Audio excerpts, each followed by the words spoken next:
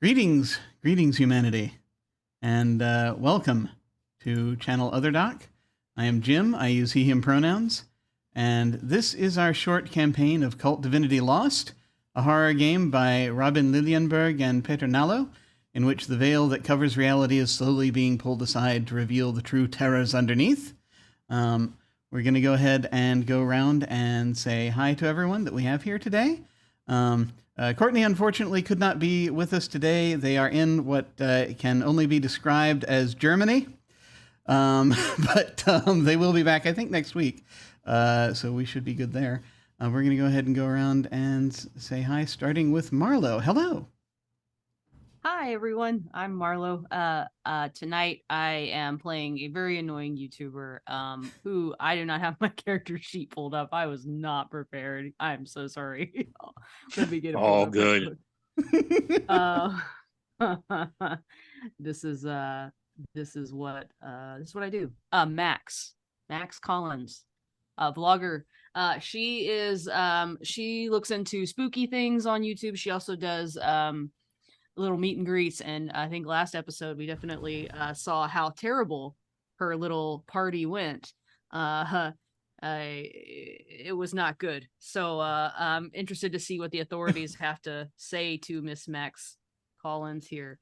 I use she/her pronouns, or she/they pronouns, excuse me. And Max uses she/they. Gosh, I am so out of it, y'all. I'm so sorry.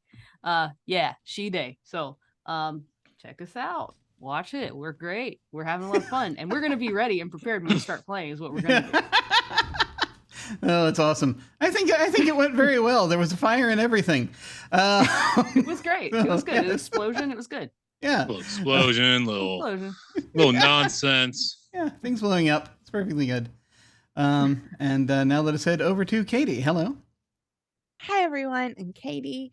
I play Valerie, who is basically this universe's Anna Delvey. She is a con woman who is conned her way into everything. We both use she/they pronouns, and I am very excited because first session was just great, just awkward and great, and I loved it, and I can't wait for more. Yes. Me too. I'm playing Christopher Sands, the artist, a metal sculptor who is terribly oblivious of the things that are happening, and is sadly probably not going to continue to be because he sees things. We'll see what happens. So without further ado, let me go ahead and mention again, just briefly, just so that we have this on here, that just a few content warnings. This game may contain graphic violence and sexual themes that are non-graphic, and references to death, drug use, eldritch horror, gaslighting, illusory realities, mental illness, nightmares, physical and mental abuse, religion, self-harm, and suicide. You can see that by typing in the chat, by typing !KULT, KULTCW. And that will be coming up periodically as soon as I put it on a timer here, which I'm going to do right now. So you get to see that come through. Also keep in mind we have an open door policy.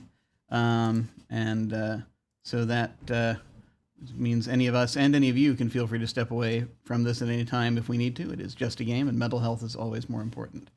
And so now I'm going to hand things over to our storyteller, Hollow. Hello. Hello. So, would anyone like to indulge our listeners and or viewers with a very Swiss cheese version of what happened last time? It's been a while. I'm calling it a Swiss cheese version because just realized that that's not the background I want, but that's okay. I know that we started out in the beginning of the night with Max going to throw her little flash rave / meetup kind of thing at an abandoned hospital. Laurel saw news of it, so he decided to go and saw a motorcycle accident, which could or could not have been someone that he was in a relationship with. Christopher saw that Valerie was going, so he decided to go and was also like talking with someone online about getting materials from the hospital. And as he went to go, he saw had like a vision, sort of a very realistic vision of this person on the side of the road with their little scrap metal wheelbarrow. It looked like they had been struck by lightning and it was raining. So Christopher was like, oh, weird connection here, but decided to keep going. Valerie, of course, showed up fashionably late. Took all the attention off of everything as she was wont to do. Was fended off someone who was trying to like stream snipe Max, basically, and in doing so got the attention of like, we said he was a real cop, right? Not like just an he was like an off-duty cop. He was definitely a real cop. Very much everyone decided immediately that we hated him. And he was just like all gung-ho for defending Valerie, and Valerie's like, I don't need you. Christopher's like, she don't need you. And it went on. He was being very, very strange. Max and Valerie went into the hospital to explore, heard and saw a lot of creepy things. Christopher also went into the hospital with his friend to explore.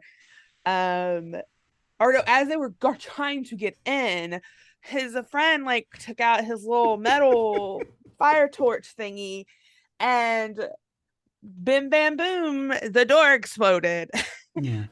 And it was like this big explosion. People scattered, of course. Laurel tried to calm everyone down, did not do a good job at it, but did his best, and that's all that matters. Valerie contacted one of her soulmates, as they're called in the move, and got him to send an ambulance to help Christopher's friend out quickly, because they were in the dregs, so no one was really going to help unless she did anything. And then she sent Max with her driver back to her own apartment so Max could hide out, because Valerie knew that if the cops came, anything happened like that, Max would take full blame, even though there were contracts. Also, a lot of weird vans with weird suited people showed up. We don't know what the hell that was about, but I think that's a pretty good Swiss cheese explanation. Yeah, I love that. I think I felt like they might have been clergy or something, and they were talking to Brian, the off-duty cop. I think at some point.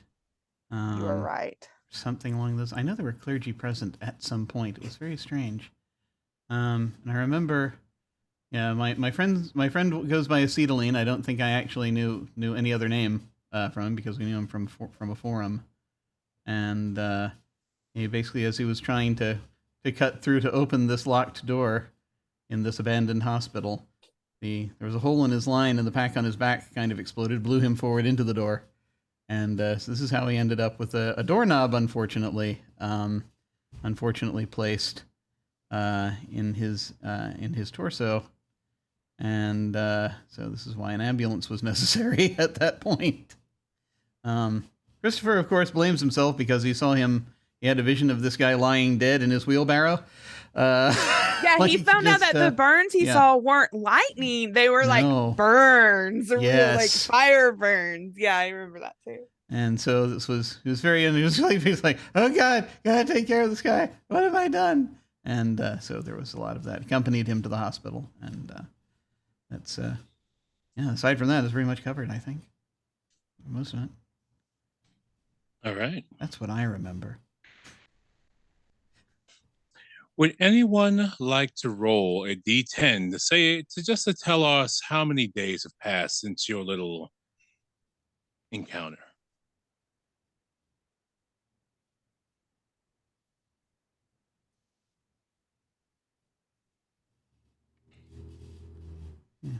Marlo, I think you're muted for the in Zoom. It wouldn't click. I clicked it twice and it didn't click. I'm gonna go ahead and roll that D10 if that's okay. Sure. 5. I got a 5. It's been 5 days since you all had your altercation, meeting, exchange at the very inflammatory conflagration that was a meetup, and I guess I'd just like to know, the cops, the cops initially, have a ton of questions for you, Max, and then one day they just say it's all good. They just, they say, we'll take everything from here. We know what we need to know, and we'll call you if we need anything else from you. And the vibe from that turns from a very accusatory to very just, you're good. Things are fine. Cool. I think Max was probably full on prepared to cry and do the whole oh no sort of thing, and probably played it up for a bit while they were talking to her and being accusatory. But I think when it all kind of goes away, she's like, yeah, it should have gone away. She thinks it's justified. Like, see, they saw it all. They saw all they needed to see. I did nothing wrong. See. Cool.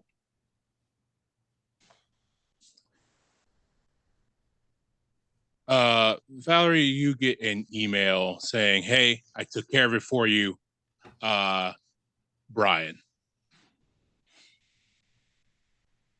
Oh.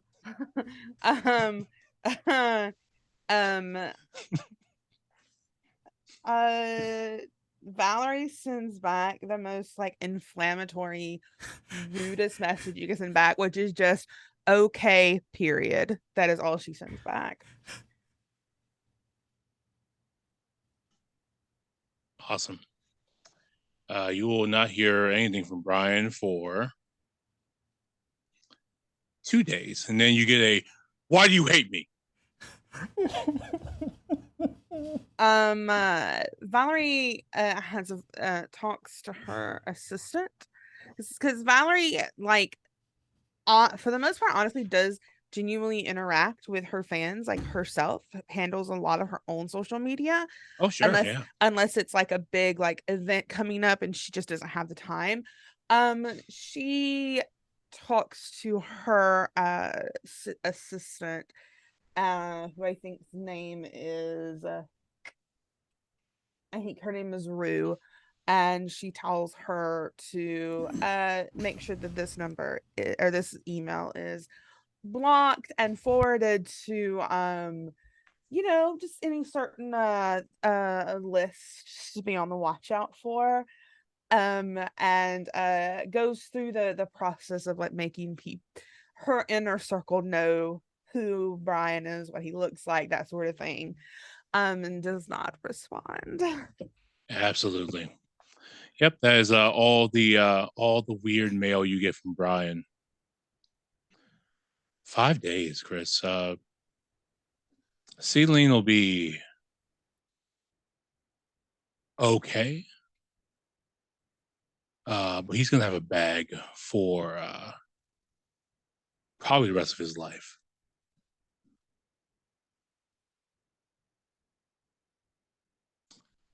He a lot of internal damage, a lot of intestine damage, and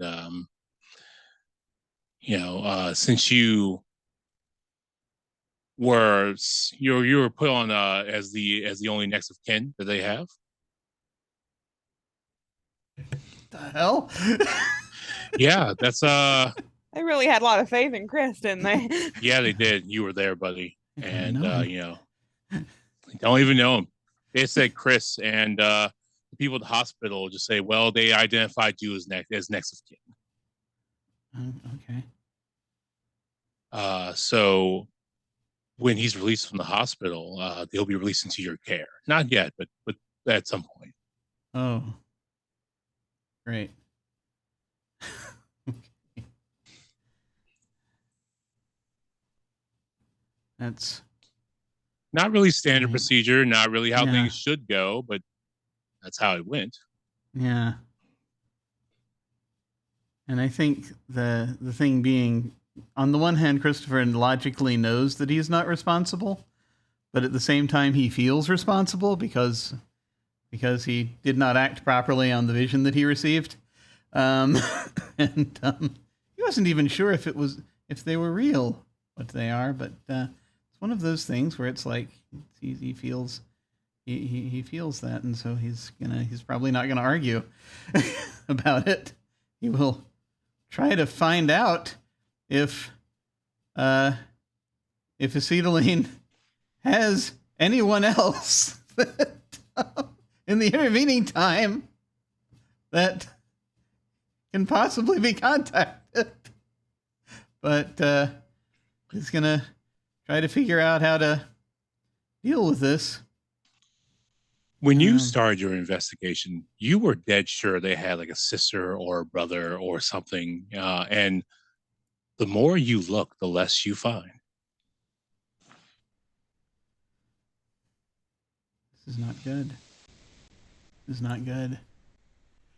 I think that this is also not good. What I think I may be about to do, but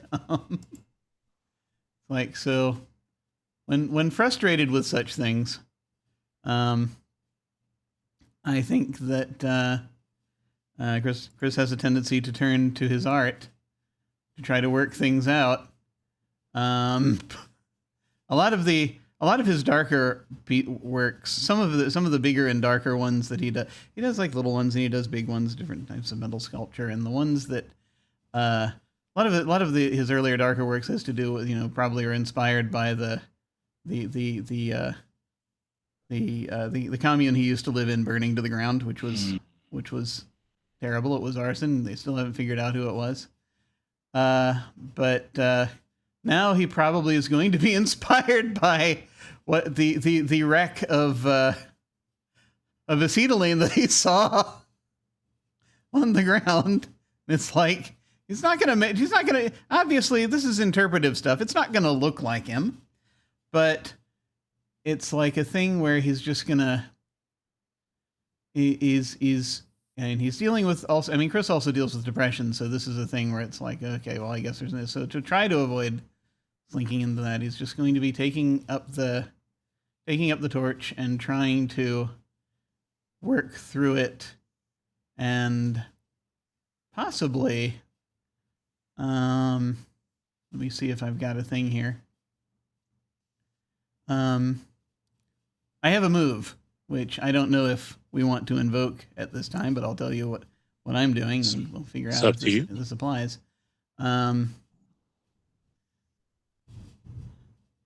It's I think this is Forbidden Inspiration. Basically, when you dive deep into your art and allow yourself to be inspired by the truth. And I think it's really, this isn't going to give him much. It's probably not going to, it's not going to, he doesn't think it's going to, he doesn't go into this thinking he's going to get like a name or an address or anything like that from this. It's not really that kind of ability. But he's still looking for answers of some kind. And looking for inspiration, and is going to start making this roughly human-sized sculpture, inspired by the events of that evening. As you work, there are rust spots that you just can't seem to grind out, solvent out, and nothing all the work you've done over the years, you've got plenty of ways to deal with unexpected rust in your metal work. And the more you work on the piece itself, the more these rust spots seem to cover your work. And if you step back from it, these rust spots seem to pattern the burn scars on Acetylene face and on his arms. Yeah.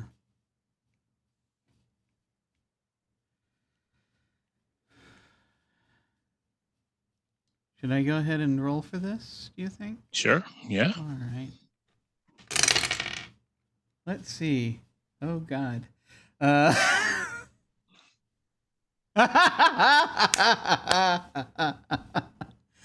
got a 9 total, as I did not roll very high.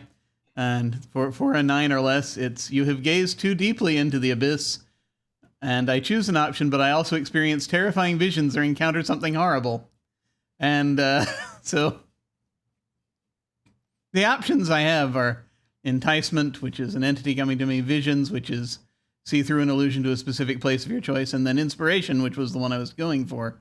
Ask the GM if there's anything strange or supernatural about the situation you're in. The answer will be revealed through your art. And, well, there it is.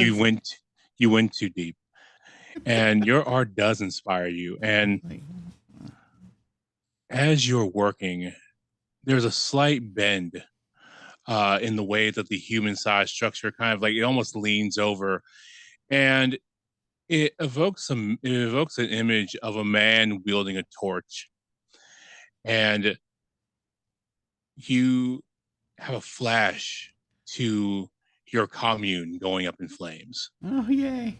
Oh, God. And just at the corner of the commune, there's a shape. And it looks so close to Acetylene plus his backpack and his torch and his jacket.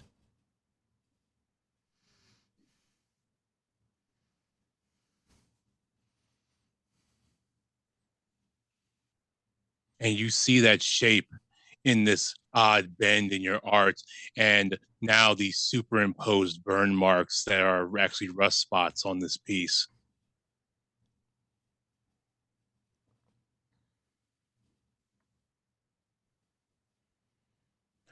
Ring, ring, ring. The hospital calls. He's just sort of looking, and he's just kind of, as this happens, he's just sort of looking at it and watching it, and he hears it, and he's like, he drops, puts out his torch, drops it, he's like,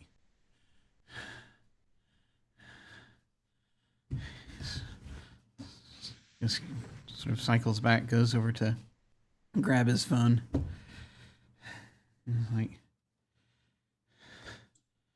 hello.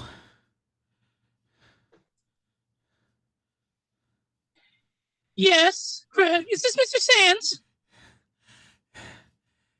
Yeah, this is him. Mr. Sands, Mr. Alvaro is going to be ready for pickup tomorrow. Is that a good time for you around 7 a.m.?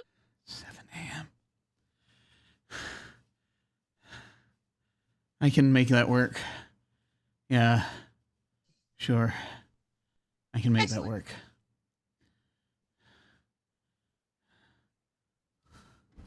All right, we'll have all his discharge paperwork, and there will be a porter there waiting for you at 7 a.m. At the emergency exit. Is there entrance? Is there anything I'm going to need to have prepared for receiving him? Anything? He'll be in a wheelchair, but as long as we're gentle about transferring him to your vehicle, it should be everything should be good to go. Okay. All right. I don't know if Chris has a vehicle. That's a good question. I don't know if we actually established that or not. We did not. So I will let you say if you do or not. I think if he does, it's one of those that's like, it's a thing I think all he has is something old, very old, that is not terribly reliable, that he was kind of working on refurbishing and turning into an art car. So it's got like odd sort of fins, sort of strange eldritch fins sort of on it, and other things, and it's not done yet. But basically it's got like various things kind of burned onto the or soldered onto the hood or in the rear and things like that. So it's like a half completed strange monstrosity of a vehicle.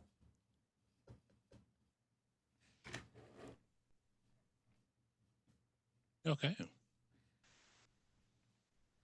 And so he will try to prepare himself, figure out how to go and make that work, so he can go and try to get Mr. Alvaro before sometime, and get him back somewhere. He has to his studio apartment sometime before he has to go to work. Indeed.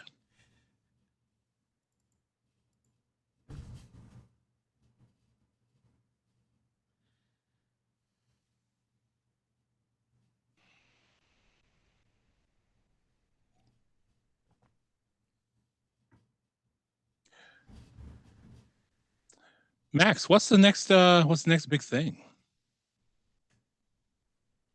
I think she's starting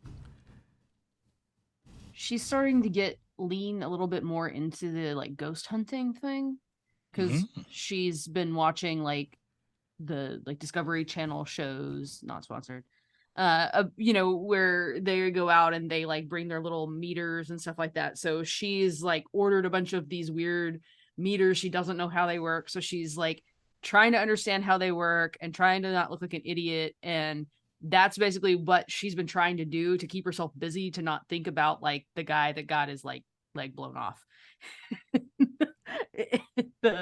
in the at her last event. And she's trying to avoid social media. She's gone on a hiatus, and she's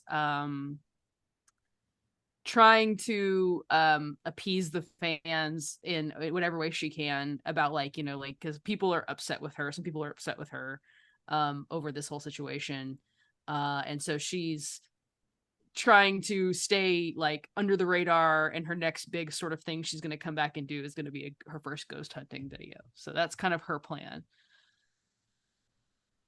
Nice. Hopefully not too much of the so she's trying to avoid coming back with a big like apology thing. She's already made her notes app apology for whatever, so now she's trying to just distract and hide in the back so she can pop out with something random. Awesome. A real Paul Logan there. Yeah, it's specifically very much inspired by any YouTuber ever.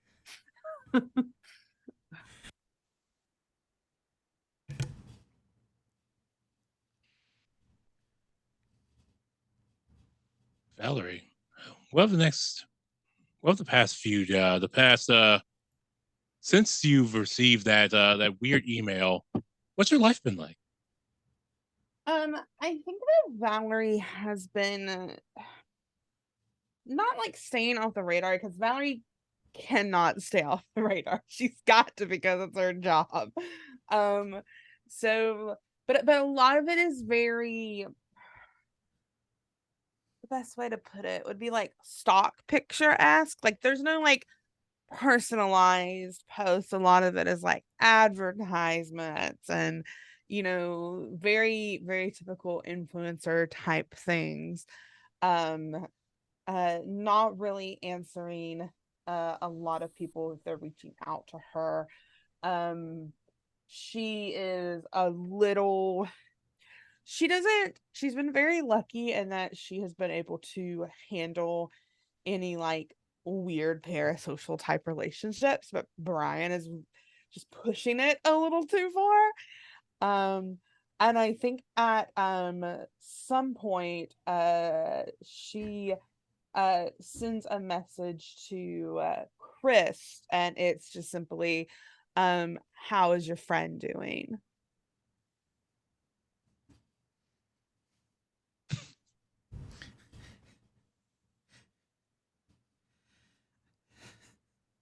I think that you're going to get back. Ultimately, I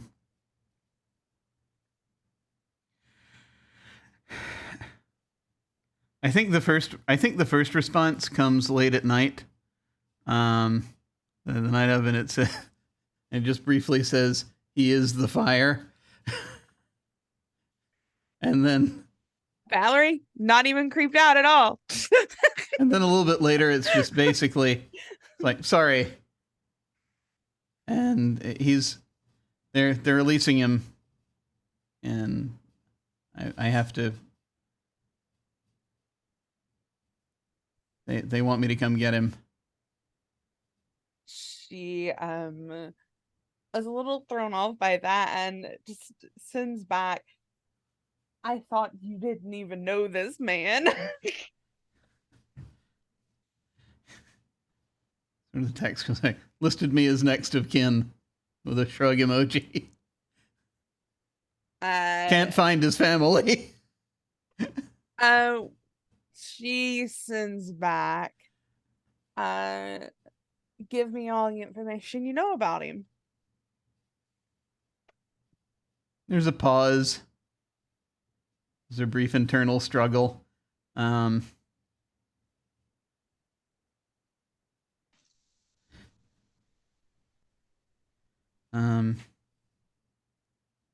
And I think the text that comes back first is, "I should have stopped him."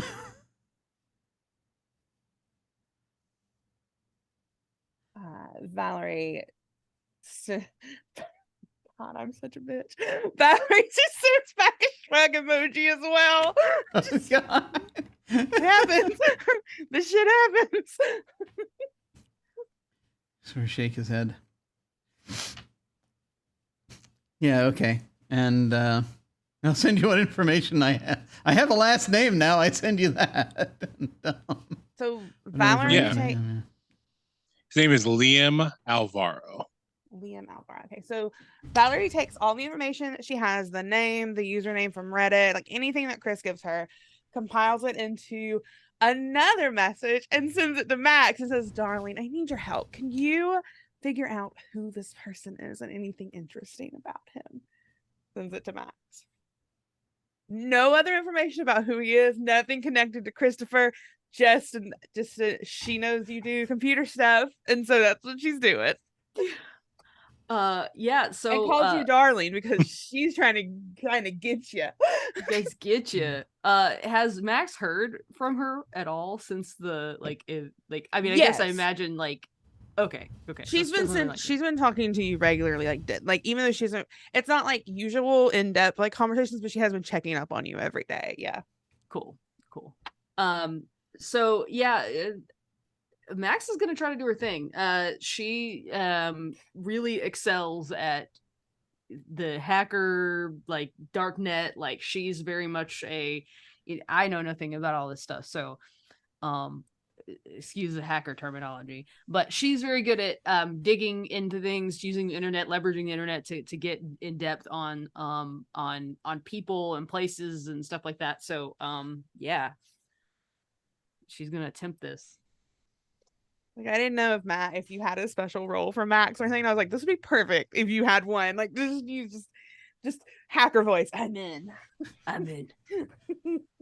Yeah, let me see. Yeah, I've got. I mean, that's my advantages. So I've been access the darknet and then hacker as my advantages. So.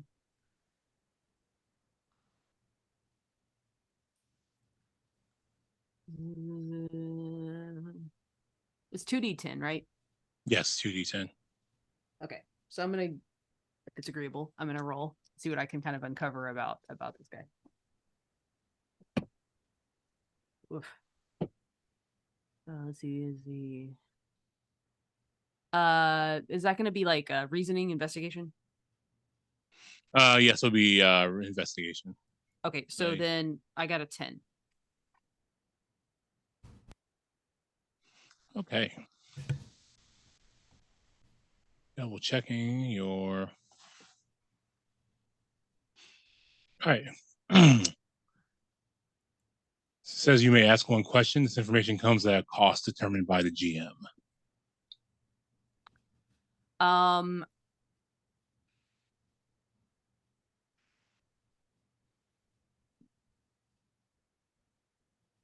Does he have...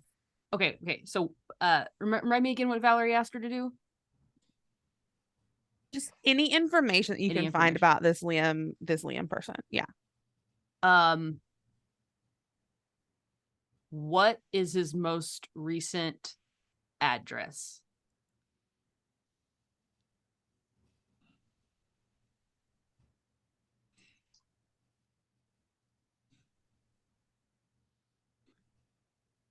I don't know how incredibly helpful that is, but I think that that's the most basic piece of information you start looking for when you look up someone. So what's his So we can kind of figure out his living situation.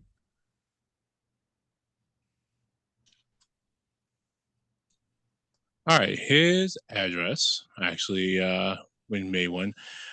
His address is 179 Abia Martin Drive. When Max sends that information to Valerie takes like a little like peace sign, kissy face selfie, and sends it back to her and says, "Thank you so much, darling. You have really made my life so much easier tonight. Let's have dinner sometime this week." Sure. Yeah, I found it a little odd. I couldn't find too much information on him, but I mean, an address is a start. Sorry, wish I could have given you more. You get exactly 3 kissy face emojis. Yeah. And then just 3. Just 3 is a big number. It's an important number. And then sends that information to Chris in a message that says, want to go on a field trip.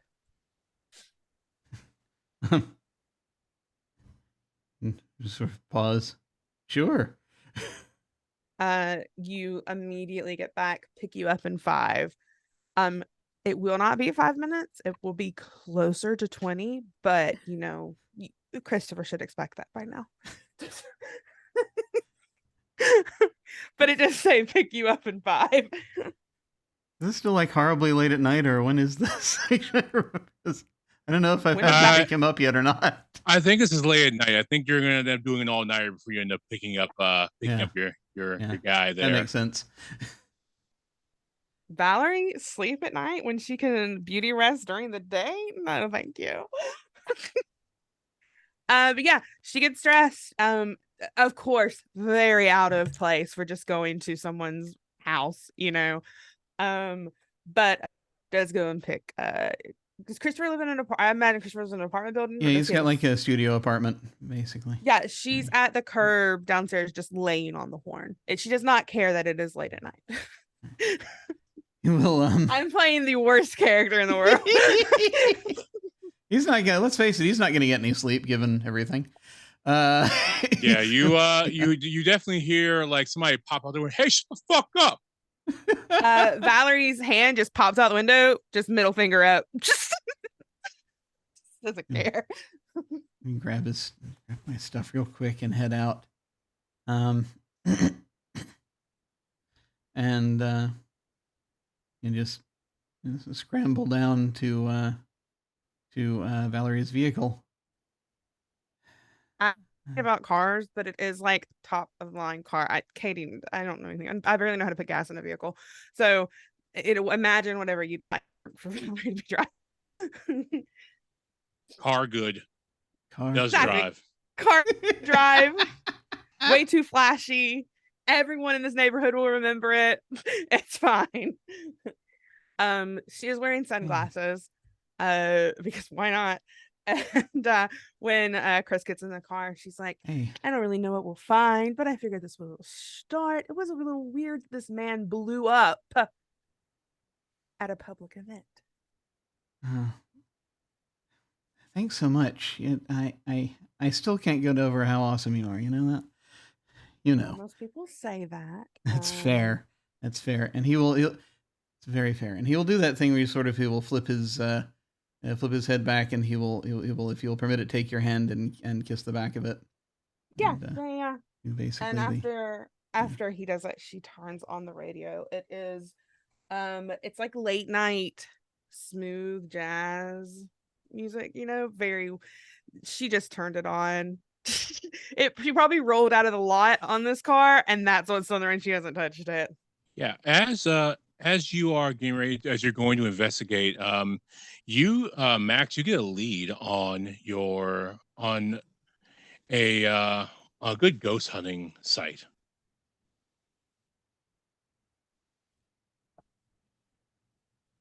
I'm still learning all this new equipment, so like, but I'm like, okay, yeah, I gotta go do this. This is like a great opportunity before someone else does it. Before someone else gets this lead too. Like, I gotta be first on the scene. I gotta be recording this now. Yeah, it is it's a little eerie because it's the same neighborhood. As that address. Yeah. What a coincidence. I'm sure that's all it is. It's fine. Everything's fine. It's all good.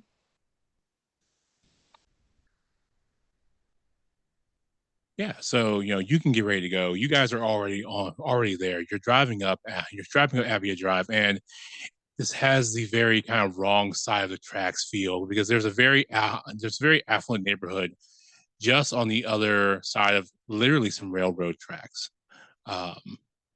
As you're driving through, and it's like night and day as you drive over the tracks. Everything seems dirtier, dingier, falling or leaning sideways just a little.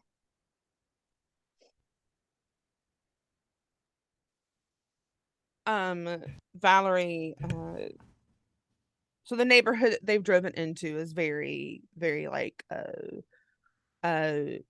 different. It's like not affluent. That you're saying the one we're going into is the one gotcha. Yeah, the neighborhood you're going into as you're driving through town, you're like, oh, Abbey drives in a very nice neighborhood. But then you creep towards the actual address, and it takes you over a set of railroad tracks, and it's like, oh, gotcha. Not so much. Cool. Yeah, so Valerie's looking around. She's of course got the address and the GPS on her phone, so she's following that. And she's slowed down just a little bit so they can get like a good. The windows are definitely tinted, so no one can see in, but they can see out. So she's like, taking a good look around and anything. And she's like, "Are you familiar with? Have you ever been here before?" I've never been here before. I have a feeling that the places in town that he's, I haven't been not much. I haven't been to this part of town very much. I think sometimes maybe once or twice sometimes you can salvage stuff, but it's pretty hit or miss. I think there's a junkyard not too far away that I've hit up once or twice, but again, I don't get a good feeling there. There is a junkyard. It's actually at the furthest end of Abbey Drive. It doesn't sit on Abbey Drive. The address doesn't. It's actually 2 streets away because the junkyard's so big. The entrance is 2 streets away, so you haven't really made the connection that way. But it's but the back fence of the junkyard butts against the dead end of Abbey Drive. Yeah, so I've been in that. I think I've been in that place before. I haven't seen it from this side.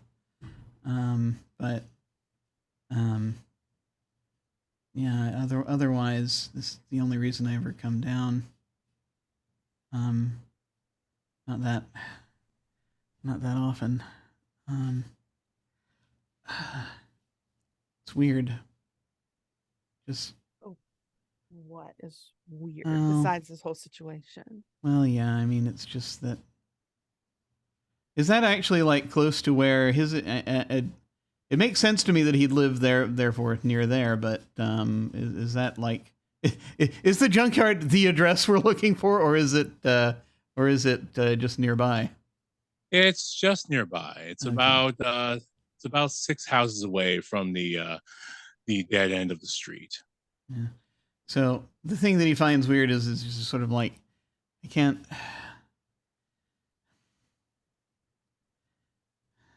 I'm very glad you're here. You'll say, just sort of gripping your hand a little bit,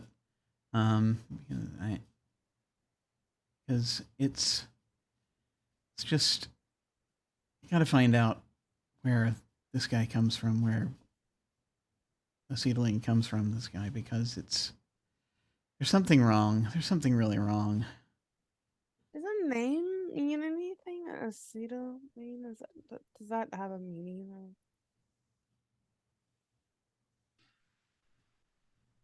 I mean, it's his handle. I didn't know his real name until, just earlier tonight. No, I mean, does it stand for something? Does it? Oh, I mean, it's one of the. I mean, yeah, mythological? we use acetylene torches sometimes when we. Oh, all right, Yeah. all right. See, it's one of the things we use sometimes when we're cutting Well, then through. someone Usually, with a name like that should have known exactly that their torch was going to backfire, right? I mean, they should have been a little bit more prepared. I mean, it's safe if you know how to make it safe, and he's been operating for quite a while. He has a good reputation, at least. I didn't think it was the kind of it's a rookie mistake. It's not the kind I think he'd make.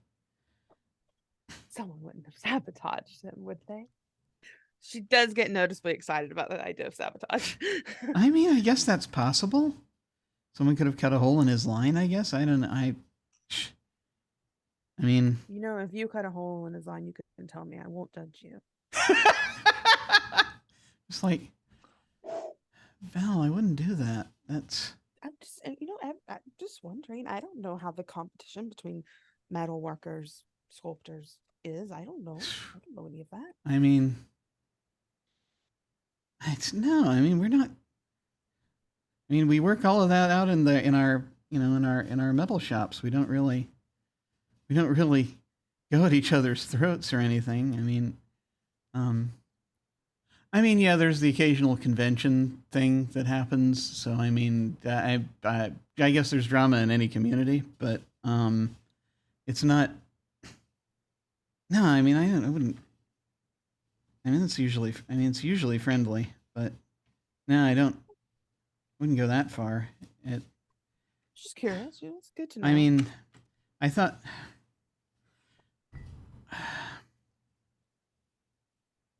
If I tell you something, will you promise not to give me that look? I give a lot of looks. I can't make any promises. My face sort of doesn't allow me to lie. I've learned of that over the years. Yeah. I mean, no, no, you're right. You're right. I mean, you've gone over your way to bring me to get us down here to take a look. I felt like I had one of my moments, okay, on the way to that party.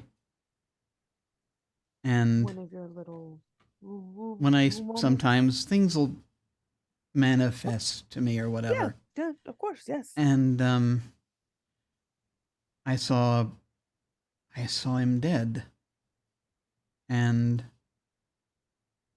the burn marks were in the same place where they ended up. I thought at the time it was like electricity damage, lightning or something.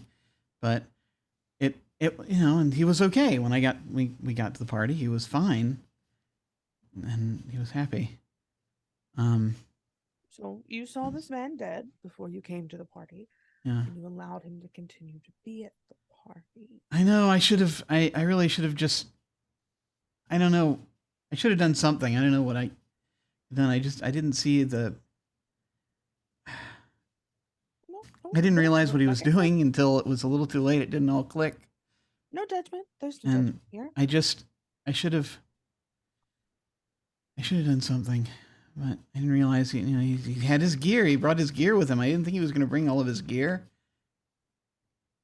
And he started cutting through. Usually we're all, just with the type of reputation he has, you'd think he'd be careful. I mean, he seems Like he's usually very careful. He talks about, well, he doesn't talk about safety that much, come to think of it. He usually but he comments on it.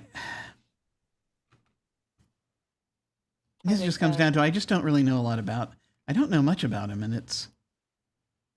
but I saw, he ended up with the same burns, and the burn markings I think are important somehow. I just don't know exactly how yet. There's something there. I don't know what. I'm sorry, this all probably sounds crazy. No, it's fine. People see things all the time.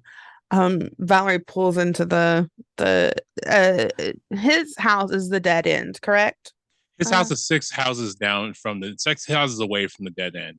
6 houses away from the dead. Okay, so she pulls into the house. Yeah. Max, your house is at the dead end. Cool. Your special house. Valerie doesn't like open the door. She does turn the car off, but leaves the lights on for a moment, just like sort of illuminating the house. Yeah, you are illuminating the house. All of the windows are kind of frosted over, and it gives this look as though the house is looking back at you from the lot. Valerie shivers a little bit. Just, don't like that. Yeah, you're looking at a 2, maybe 2.5 story colonial that's seen better days. It has the small, very small entry porch with a roof overhead and columns that's holding up the porch roof. Kind of gives you the sense of a multi-eyed bird looking back at you from the driveway, with the lights sort of hitting it and the shadows being cast over it. The lawn is not really, you can't even really call it a lawn. It's really like some scrub grass and gravel that's kind of been put over in an attempt to kind of just kill it. I don't think the architect understood feng shui at all when they designed this house. Yeah. Yeah, the driveway's uneven, cracked in many places, and it's settled. So your car is definitely sitting, kind of on, not on the side, obviously, but it is definitely sitting at a lean because of the cracked driveway. Yeah. I don't know. I guess if you look at it from the right angle, it could be beautiful. You just have to find the angle, I guess. It's going to take a lot of angles to find that. Let's go explore. Valerie gets out of the car and just like walks toward up toward the front porch. And she's is the door unlocked? You walk to the front porch. The door is not unlocked, but the wind does blow and makes this kind of through the columns of the porch.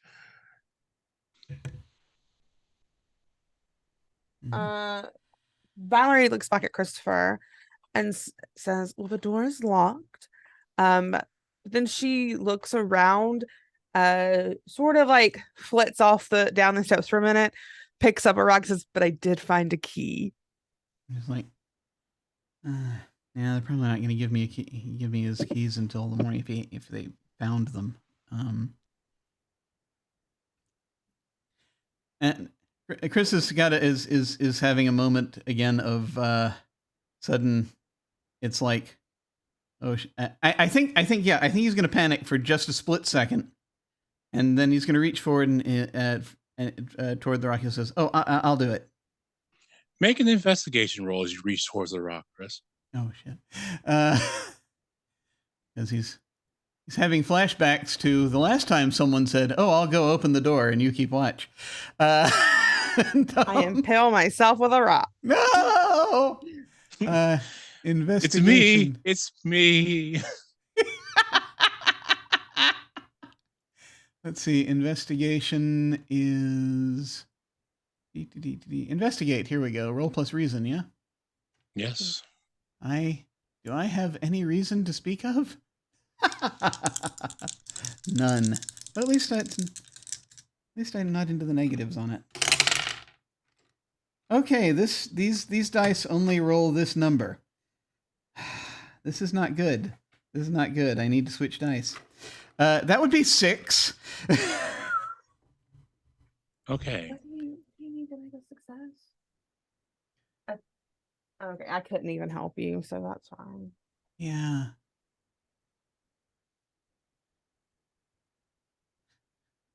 So as you are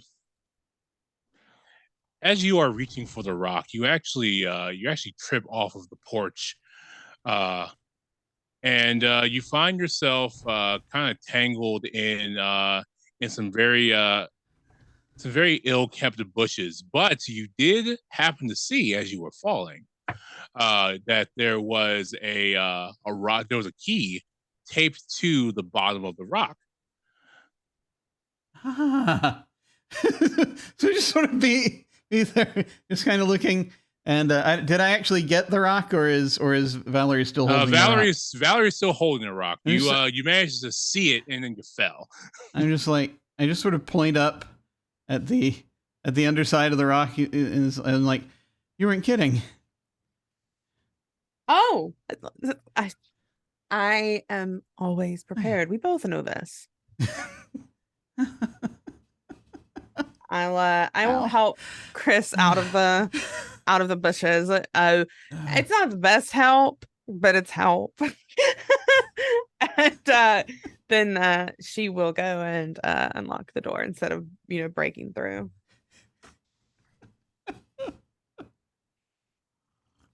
What does Max's car look like? As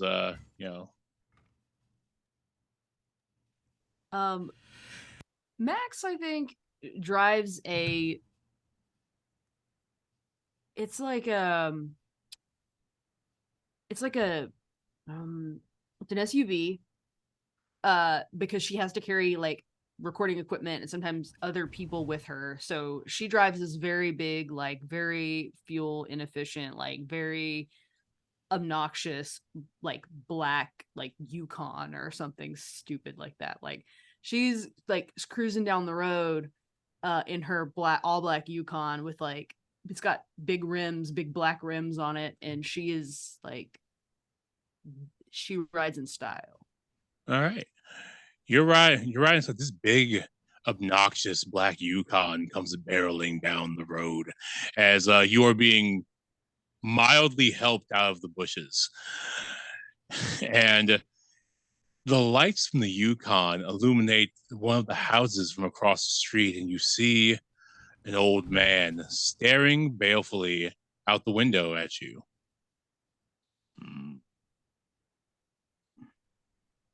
Chris sees this from his disadvantaged position of being mildly helped as the lights of the Yukon illuminate the man in the window, and you're helped up back to the porch, and then this big barreling thing comes, and will end up turning into a driveway down the street. In the window of this house? No, in the window of the house across the street, there's an old man balefully glowering. Okay. Yeah, glowering at you. I think we got an audience. Have I seen Max's car before? You tell us. Have I? Well, because I know that we've done work for each other. I don't know how much of that, how much in-person stuff there's been. Marlo, would you say that I've seen Max's car before, or no? I think it's possible because she obviously likes you enough to know, like, to like want to help you like with projects and things like that. So I mean, I'd say it's possible. Okay. If we want to go that route. Yeah. So just basically, I'm like, I think there are two things at play here. One is that I just saw another thing too. So as I'm getting up, I'm just like, just sort of seeing the car, but I think that looks like Max's car. I just sort of say, but just sort of then looking out and just back at the guy glowering at us, and then look over at Val. Somebody's watching us. Just so you'll know. I think it'll be fine. I mean, I'm kind of, I guess, but people think I'm this guy's guardian anyway, so I think we're good. But yeah. Valerie slides the key in to unlock the door and turns in the direction that Chris was pointing the old man at, and just waves and smiles and continues in. And then just not even really under her breath, she goes, "It's not breaking and entering. I'm not breaking and I'm not breaking anything. I have a key. You're his guardian. Clearly, this is not a crime. He probably thinks we're gentrifiers, and I don't blame him. Look at me." And then she just continues to walk in. Yeah, just wait till Max gets out of the car at the house down the street. Yeah. That's the assumption, I bet. We're about to get gentrified. Yeah, so you open the door, and the first thing that happens is a fog machine goes off. Is this a home alone? What is happening?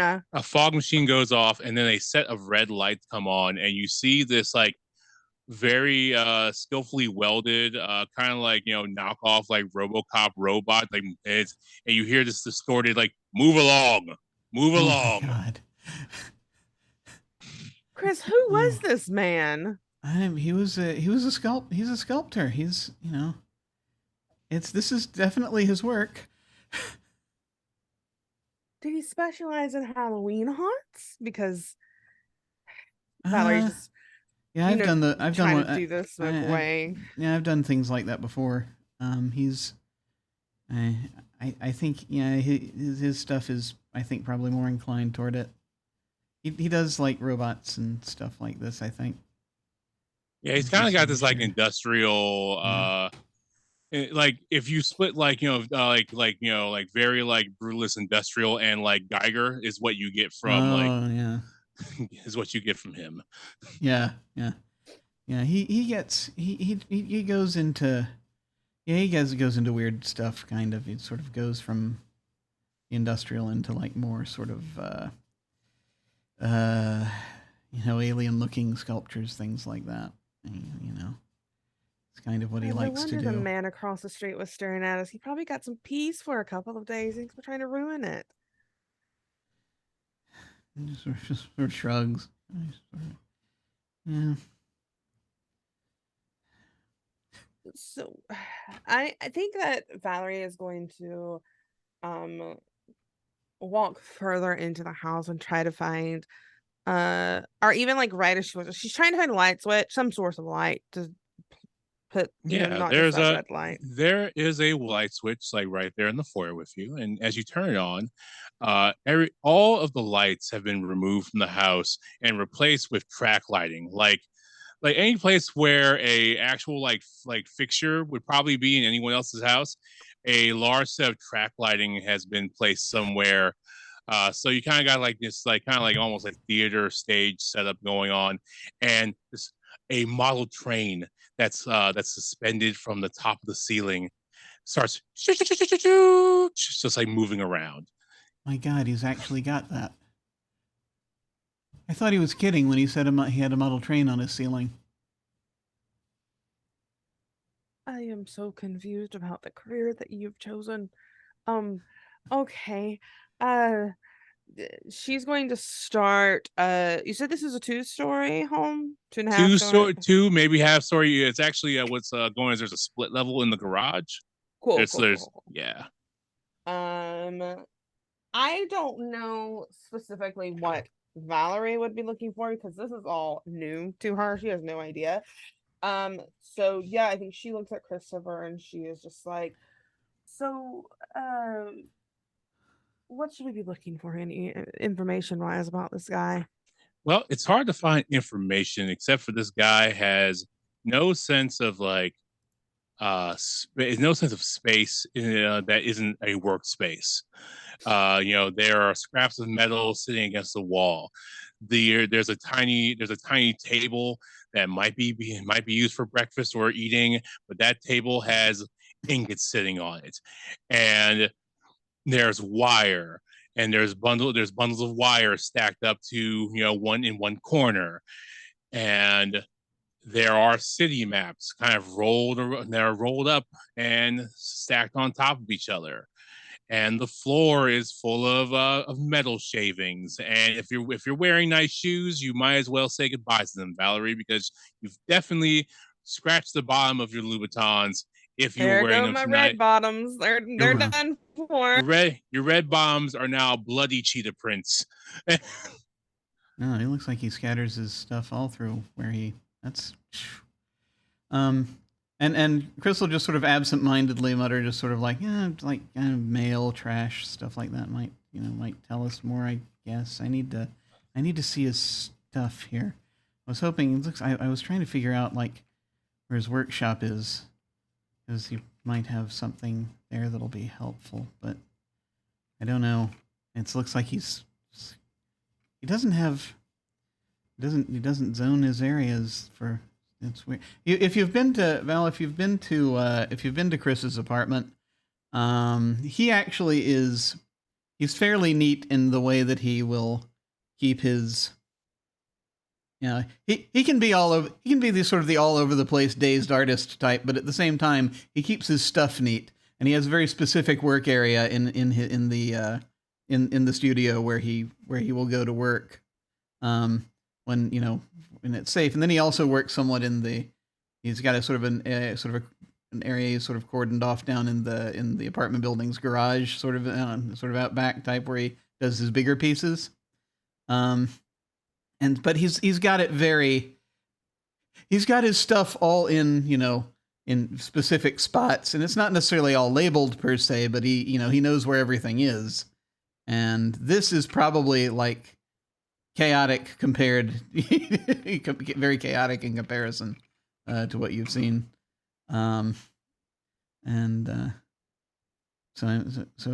Chris is going to be like, yeah, I mean, so if he's got he documents stuff, anything that might have like a family, is anything from family or anything, I guess. I'm going to see if I can find his workshop. Okay. As you're looking for his workshop, Max, you pull into the driveway of this old, looks like an old 3-story house. Has kind of a very Victorian feel to it, but if Victorian had been punched in the face and drugged down an alleyway. The penny dreadful here definitely costs half a penny. So I think Max, stop me if this doesn't work, but I think because she usually has like a camera person, she usually has people with her, and recently her cameraman went missing and she really doesn't know what happened to him. So one of the things that like she tries to reach out and try to get some of the people that hang around, some of the like little helper people. She can't find anybody to come with her on such short notice. So she's like, you know what? I'm going to do it alone. Just a haunted house, right? No big deal. Who would be concerned? I wouldn't. I mean, I would, but I've seen a lot of horror movies. So, she's very much confident, very, very much like not concerned. Like she's like, I'm going to show up. I'm going to come hang out. I'm going to figure this out. And we're going to film something cool. So she's alone. She did not bring anyone with her, and she usually has a crew. All right. Yeah, you are alone, and you pull into the driveway, and you have to lug all this stuff, all your meters, and all that you don't really know how to use, and the camera, which you probably know how to use, out of this big SUV. Yeah. She's trying. She's not a like incredibly like strong person, but she's trying. She's like she's making tough choices. Like, do I bring this? Do I bring that? Like, I have so much equipment. Which do I? And then she realizes she's in a really bad neighborhood, and she's opened her trunk and like digging in her trunk with all this expensive equipment. So she's like, I need to make choices quick and get this shut and locked. Like, no questions asked. So she's like trying to load up her backpack with some equipment so she can kind of set up some shots. She thinks at least, in the very least, she can get some like opening shots. Maybe not, the whole thing. She can wait till she has her crew to come, but she can at least get something done. So she's got her camera. I think she's got a couple meters, a flashlight, and And that's really all she's bringing, even though she has a ton more in her. Yeah. So the hot tip about this house came from some of your fans, and they said they snuck into this house and they heard all kinds of noises and they couldn't explain any of them. They heard, they said they heard trains. Maybe this used to be like an old train station. There's a train track, not too far away, like, and but they couldn't find anything. And they're like, this is perfect for your ghost show, Max. This is gonna be great. Like, you're gonna find the ghost. Maybe it's like, I don't know, like a conductor or something, right? Yeah. I think she's given that she probably would bring a recorder too, so she can like do the little playback. I don't know, the EVP, was that that's called, like where you listen back for the sounds. I'm gonna hear a ghost talking. Like she's like walking in like with armloads of equipment in a backpack, just like she's just walking up the steps. She's like not even caring that like, she's in this really bad neighborhood. I mean, except to like her equipment, All right. So you're walking on the steps, all his equipment. First thing I need is an avoid harm roll from you. Oh no. Not too bad at that. Okay. That's a 9 and a 3. That's 12. 14. All right. You hear some heavy creaking, but the porch doesn't give way as you make your way into the house. Are there any sort of like signs from the city about like it being condemned or anything like that? No, Silly doesn't have time for that shit down here. Hell yeah. So she's like she's like walking she's got like her little she's got her little Vans on. She didn't wear like anything like particularly like to protect her feet or anything like that. So she's got her little Vans on and like walking very quietly over to the door, and she just jimmies the handle. All right, you jimmy the handle, and the door opens. You have a knob in your hand, though, as it comes away in your hand. I think she takes gets her like pulls her little camera out. She's got her little like it's not a really huge like production sort of camera. It's like a little camera, and she kind of like pans over the porch and her feet, and then this handle, and then the door that's like creaking open.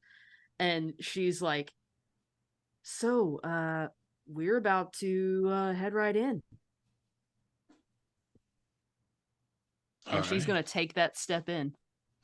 All right, you take that step inside, and sure as shit, you hear a ooh, ooh, ooh, ooh. Ghost Train, Thomas the Tank Engine. She's like talking, saying stupid stuff into the camera, trying to like, because she's here alone, so she's trying to like, be silly and do like little hums, and she's just trying to be chill. Cool. Yeah, you're walking through, and this house, everything in here is in a surprising good state of affairs. All of the furniture is covered in dust-covered plastic, and I mean the wallpaper's peeling, and the fixtures are hanging out of the ceiling, but they are wired, and they might work if the power was on. But given the state of the neighborhood and the state of the house and the creakiness of the porch, the giving way under your Vans, this ain't so bad. Huh. Wonder what the deal is. And she's just self-narrating as she sort of walks around and like listening for this train sound, trying to find out where it's coming from, panning over the rooms, like got her camera in one hand, and she's pocketed that doorknob, and she's got the flashlight, kind of like going with it. All right.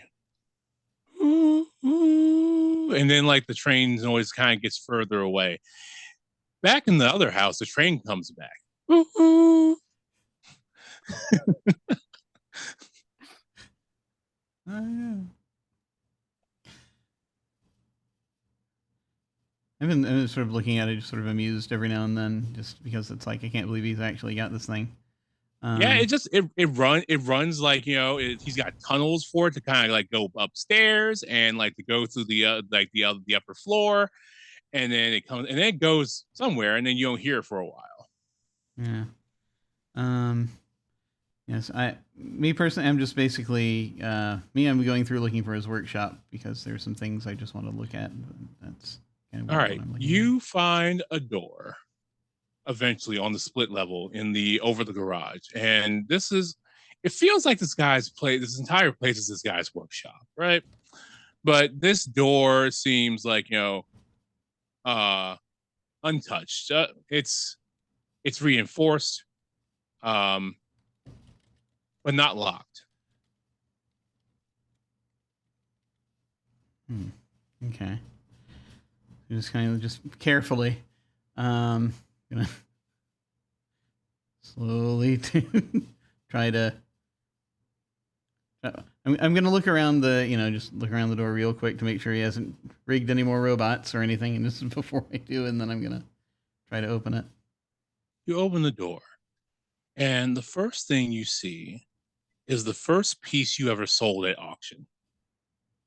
Oh.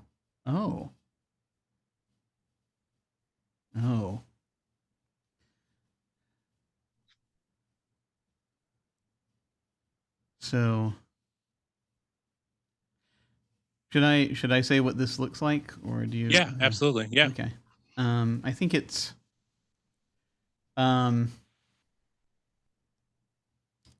think that Christopher's work leans more toward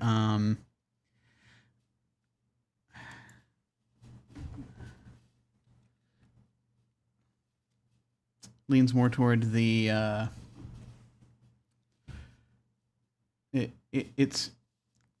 it's kind of, I wish I had the proper terms. It is inspired somewhat by Art Deco. I think sort of that kind of that era, but also will lean into. I wish I had the vocabulary to properly express this, but so certain things that are sort of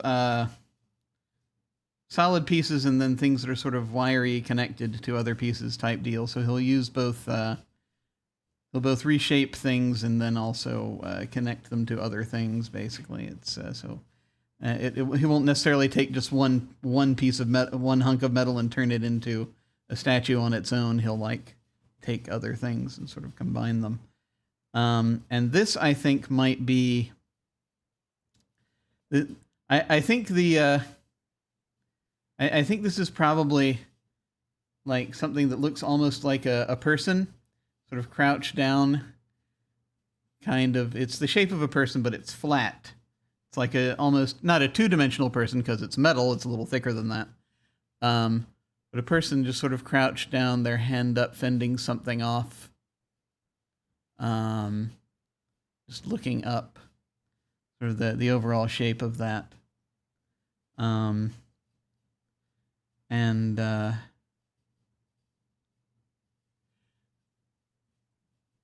it's so that kind of that will give him pause. Seeing that's the first thing. He's like, wow, I didn't realize this. I didn't think he was the one that bought this, but I don't know. That's weird. Huh. And he just sort of will turn. Oh God. He'll just kind of sort of turn and call back to Valerie. Hey, he's got the casualty. Just sort of turn around, sort of looking back, and as he Valerie, sort of goes into the workshop. Is where's the workshop at? Is it in the garage area?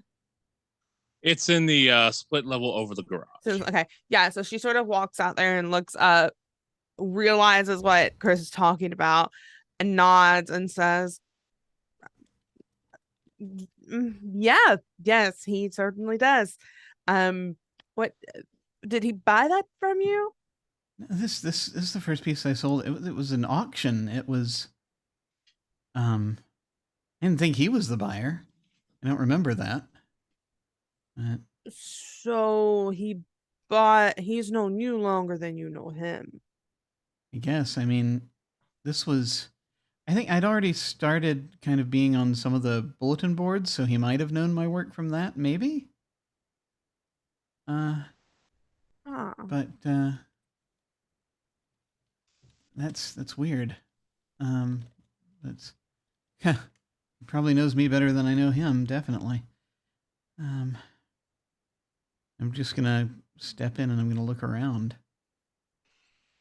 Yeah, as you look around, you see the casualty, and you also see laminated and kind of stuck on the wall some very meaningful, at least maybe meaningful to them, board posts you've made about about technique and about dedication to the craft, and and about dedication to your work. Oh shit.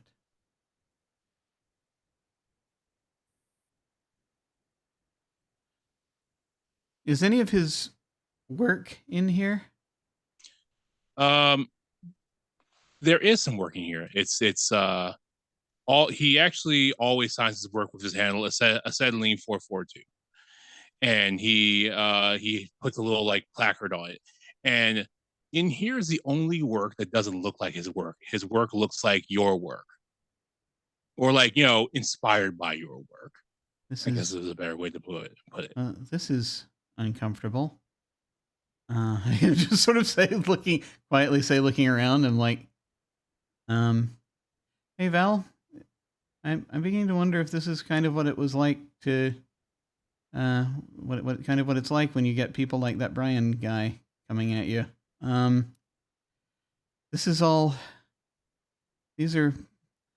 based on stuff that I've posted, and that's stuff that I've posted on the wall there.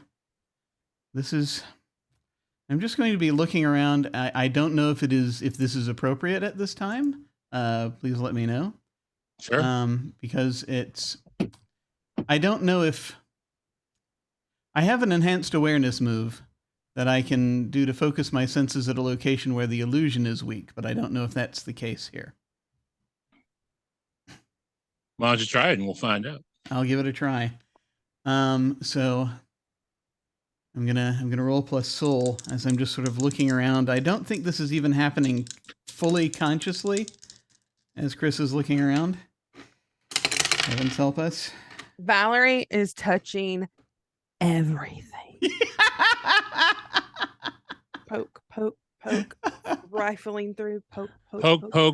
As you're looking for where the illusion is weak, what'd you roll in that roll before I got a total of 12, so that's 10 to 14. You get some basic impressions regarding the location. You get some basic impressions about the location. There's a wall, and you can kind of see this. There's maybe a portal. There's a shimmering behind it, and then Valerie touches it. And Valerie, you're going to flip forward. So think like a fun house wall, as you kind of you flip forward. Oh yeah, like whoop, whoop, whoop, whoop, Yeah. Cool. And you deposit yourself butt first into in the wall. Do you wail or scream at all? Of course, just absolutely. It's a very loud I don't even, it's like a what she goes, what the fuck? Just scream like that. There is a very faint what the fuck, Max, that echoes from beneath the floor. It's far away, but you definitely hear it.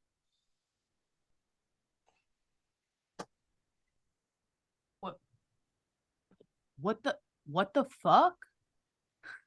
Did that catch on my recording? You hear a muffled that is also kind of echoing down this hallway, Valerie. You were deposited butt first, and you did slide a little bit. So you're not exactly sure where you are, but it is a hall. Immediately standing back up, turned to the wall is that was flipped is there, correct? It's above you because you slid down a bit. I slid. Oh, okay, cool. I'm just like, Christopher, get down here right now. Someone's yelling. The ghost is yelling for Christopher. Who is Christopher? Speak to me. Max has only played Phasmophobia. That's all she knows.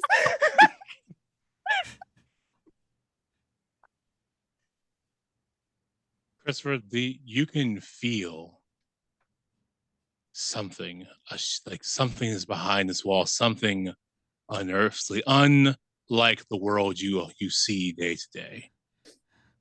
Oh no. I'm going to so I'm gonna like just seeing, but Val probably very briefly heard me just before she touched the wall, but before they touched the wall, probably heard me say, "No, don't!" And as you were going through, because I saw something there, and I'm like, crap. I'm going to try to. I'm gonna sort of, and so this is like probably the most dramatic that he usually will ever typically act. He's gonna like move aside any sort of table or anything that might have been there. I'm gonna sort of quickly just if I saw anything that I can use as a weapon in here. I mean, the whole room is technically a weapon. It's all metal. Yeah. So I'm gonna pick up either something spiky or something that can, or something that can set things on fire. I'm gonna be careful about that one. If it's something that set things on fire, it's going to be something small that has less chance of blowing up. So either one of those two things, if either one of those two things are available, I'm going to grab one. And head for the wall. All right. Valerie! You head for the wall. Now the ghost calls for Valerie, even more muffled. It's further away, Max. You hear a thumping, a knocking, a rapping. Boom, boom, boom, boom,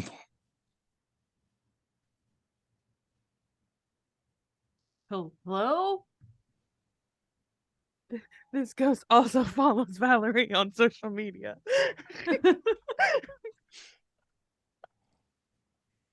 It's so faint, it's echoing just beneath you on the floor. I'm gonna kneel down, set my flashlight and the camera down to kind of like trying to get the shot just right. What I'm trying to do is start inspecting the floor, like pushing on it, trying to see is there a trap door or something. Sure. As you are pushing against this floor, roll avoid harm, please. Oh no.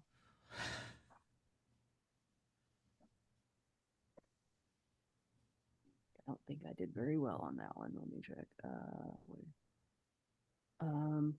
Okay, no, that's a 9, so 11. All right. So you aren't hurt, but you do crash to the floor suddenly. You are deposited in a hallway, a long hallway. Your lights and camera fall in on you, and but they scatter around you and you are unharmed. But you definitely think you cracked the lens on your camera. Oh no. She like sort of crouches down and picks up the flashlight and her camera and starts inspecting it and just lets out this long sigh, like, I should have waited. This was a terrible idea. But then she realizes, wait a minute, I'm under the ground and the sound was coming from here. And now I don't have my camera. So she, like, ever the YouTuber, quivering slightly, slides the camera into her backpack as best she can and pulls out her phone. And she holds it up in camera mode and like points the flashlight down the hallway. Hello? Hello? You hear Valerie. So Christopher hasn't fallen through. Has Christopher fallen through yet? Christopher is making headway on the wall. You triggered something. Gotcha. And you're not Cool. sure what when you started poking everywhere and touching all the things. Cool. But Christopher is you are making headway on the wall, Christopher. And you hear this noise, and you hear the train coming towards you, Max. And you see the light, and the light envelops you. And then a tiny train buzzes past you. Choo choo, choo choo. I'm going to head toward where I heard the hello. So like down the hallway. I think I've also pulled my phone out, so there's a little bit of a light, but I'm doing the thing where I'm like, you have your phone, you like hold your hand over the light so it's not as bright. Yeah. Doing that. You hear the click clack of rhythmic steps down the hallway.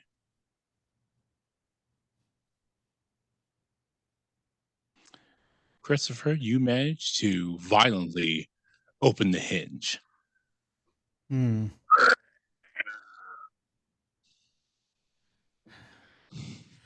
so basically, you see this sort of image of him, sort of like he's quickly sort of leans forward, pushing it down, and he's got a miniature blowtorch that he's picked up. So sort of the handheld ones, that sort of this blue flame comes out of, and he's like, "I'm coming!" And he's gonna sort of try to get it open and sort of. Now someone's coming. Climb down. Valerie just like looks over her shoulder, doesn't really see Chris, but she's just like, just follow my voice, and we'll continue on in the direction that she heard the hello. Follow my voice, you hear. I'm coming. Okay, I'll follow your voice. Oh Lord, please don't be a ghost. Please don't be a real ghost. I'm gonna have to cut out all this audio because I'm whining.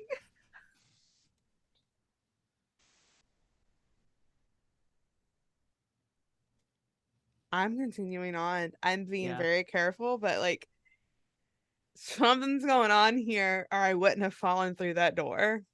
And Valerie's got to figure it out. It's eating at her. As you are walking, you can see a light, Valerie, and suffering with phone lights. There's this issue of light blindness in small dark hallways. So, Valerie, you see a light. Max, you see a light. You both hear breathing. You both hear steps. You both see lights coming towards you.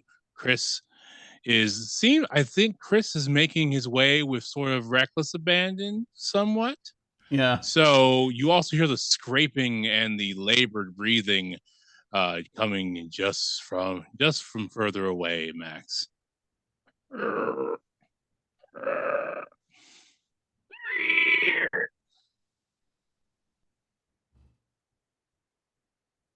I think Max stops and very concerned about this light, very concerned that it's like some kind of ghost that she's not familiar with. She is seriously debating turning her light off because she's not sure whatever that is. She wants to see it. But when she fell down, was there only like one direction to go, or was there more space like opposite the sounds? There was an opposite direction. The train went in that direction. The tiny train that whizzed past you. Oh no. Hello, are you a ghost? That voice is somewhat familiar. You're close enough now since you've been walking towards each other, but you can't see each other well because of the light blindness, because you both have extremely bright phones. In a not very lit at all hallway. So I am not are you a ghost? I'm not a ghost. What? Would a ghost know that they're a ghost? I don't think I'm a ghost unless I died when I fell down here. It's gonna Chris, you catch up to these not ghosts as they're having their ghost station. I'm just sort of come around the corner, sort of coming forward with this this thing in hand. I'm just like, and it sort of goes off for a brief second. This blue flame coming out. There's a blue flame. There's Hey. There's a scraping as no. his metal bit comes across the wall. She like takes off and like runs Max? the other direction. Max, wait, it's just me. That was definitely Max. Max, you might need to roll to maintain your composure if you want to actually stop. Okay. Let's see. Let's see here. Let's see what I can roll. Oh, I rolled 2 10s, so I guess I could maintain my composure. Yeah, it's like for once, it's like, wait a minute. She like has turned and is like starting to run, and then like hears them say her name, and then stops. The ghosts know you. They're who invited you to this house. She turns slowly and points her light downward towards the ground to try to kind of like be able to see past it truly, and like blinks. Yeah, I'm Max. Who are you? Hand over her light. What the hell are you doing here? Oh my god, Val. Oh my god. I knew that address was in the same like place I was, because the house is haunted. They said there was train noises, and I broke my camera. What? What are y'all? How did you get it? Questions I do not have the answers for. Hey, this is Acetylene place, or it was. He had a passageway in here. Oh, that was the name of the guy that I looked up the address, and that was. Yeah, that's his place. He's just sort of gesturing. Oh. Well, someone said that this house was haunted, and she like points up from the direction she came, because they could hear train noises. But then there's this little train. Yeah, he's got model trains in there. They're still running. I'm sorry, I'm very confused. Are you saying, Christopher, that your friend has an underground tunnel connected to all of these houses? I did not have any idea he had this. There was a hinge in the wall I just found, and apparently he does. And who the hell are you friends with? I think I'm beginning to see that it's someone I did not know at all. Do you wonder if your friend has any alcohol in his house? I need a drink. If we can even get back in there. Do either of you have any alcohol? No. No. All right. And with this strange revelation, I think it's time for us to take a break. Yeah. Glorious. All right, folks, we will be. We were going to go to break. I've got an interview queued up for a few folks to stare at, if you're so inclined, as we're on break, and we will see you in a little bit. Talk to you soon. See you soon. Welcome to the break. I am here with Pope, and we are going to talk a little bit about one of my favorite games ever, Don't Rest Your Head. Greetings, how are you doing? Greetings, I'm doing quite well. We were both rubbing our hands in eager anticipation of this topic. Are you as addicted to this game as I am? I have a deep and abiding love for the game because it does everything that Changeling does, but in a much tighter package. Oh, dear God, and yes. It is... Changeling demands a campaign. Don't Rest Your Head just demands a night. You can try and run a campaign, but if you've only got like an evening to spend with friends and to give them one hell of a ride, there's nothing that quite compares to Don't Rest Your Head. This is very, very true. So how did you end up coming across Don't Rest Your Head? How did it happen for you? It's all your fault. Oh, I'm so sorry. I didn't realize. No, catching what one of those miniseries early on and seeing that and going, I love this. I need this. And then getting to run it over on Colonomicon's channel and yes, getting a chance with that. And yeah, no, it's been a love. And when somebody goes like, hey, can you roll a one shot? Especially in real life, it's like, well, I've got this. Do you want to have an interesting time? This is going to provide it. For a lot of what I like to refer to as World of Darkness refugees, it is a nice refuge.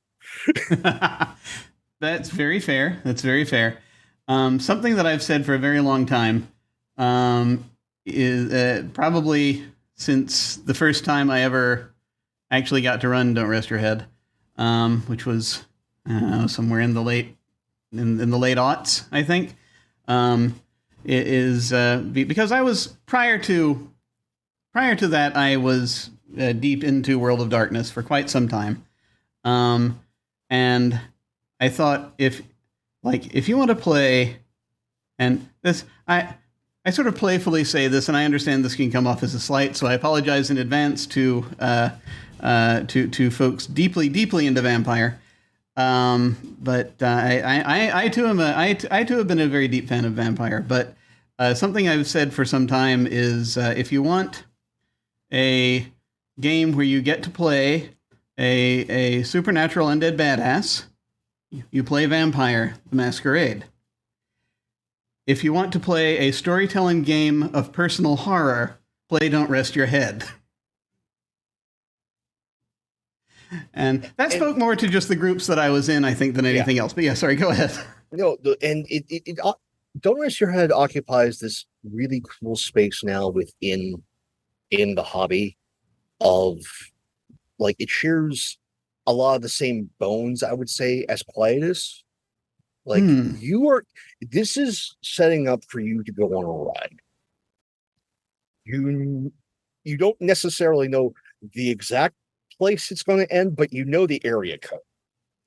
Like, you know what the rough destination for this, and that is part of the buy-in. And because it is so explicit about its content and where it's going to go, where it's going to end, it makes it so much more enjoyable. And the wonderful thing that Don't Rest Your Head does more than a lot of other horror games is it gives you a place to put all of your toys as a storyteller. And I know with you, also with me, just you get to start building the Mad City. Yes. And then you always have that. Once you've built that little model piece, whether it's a transdimensional Denny's, or it's the bazaar, and building out who's there, you can always come back to it. And for those who have already journeyed, it's like visiting an old friend.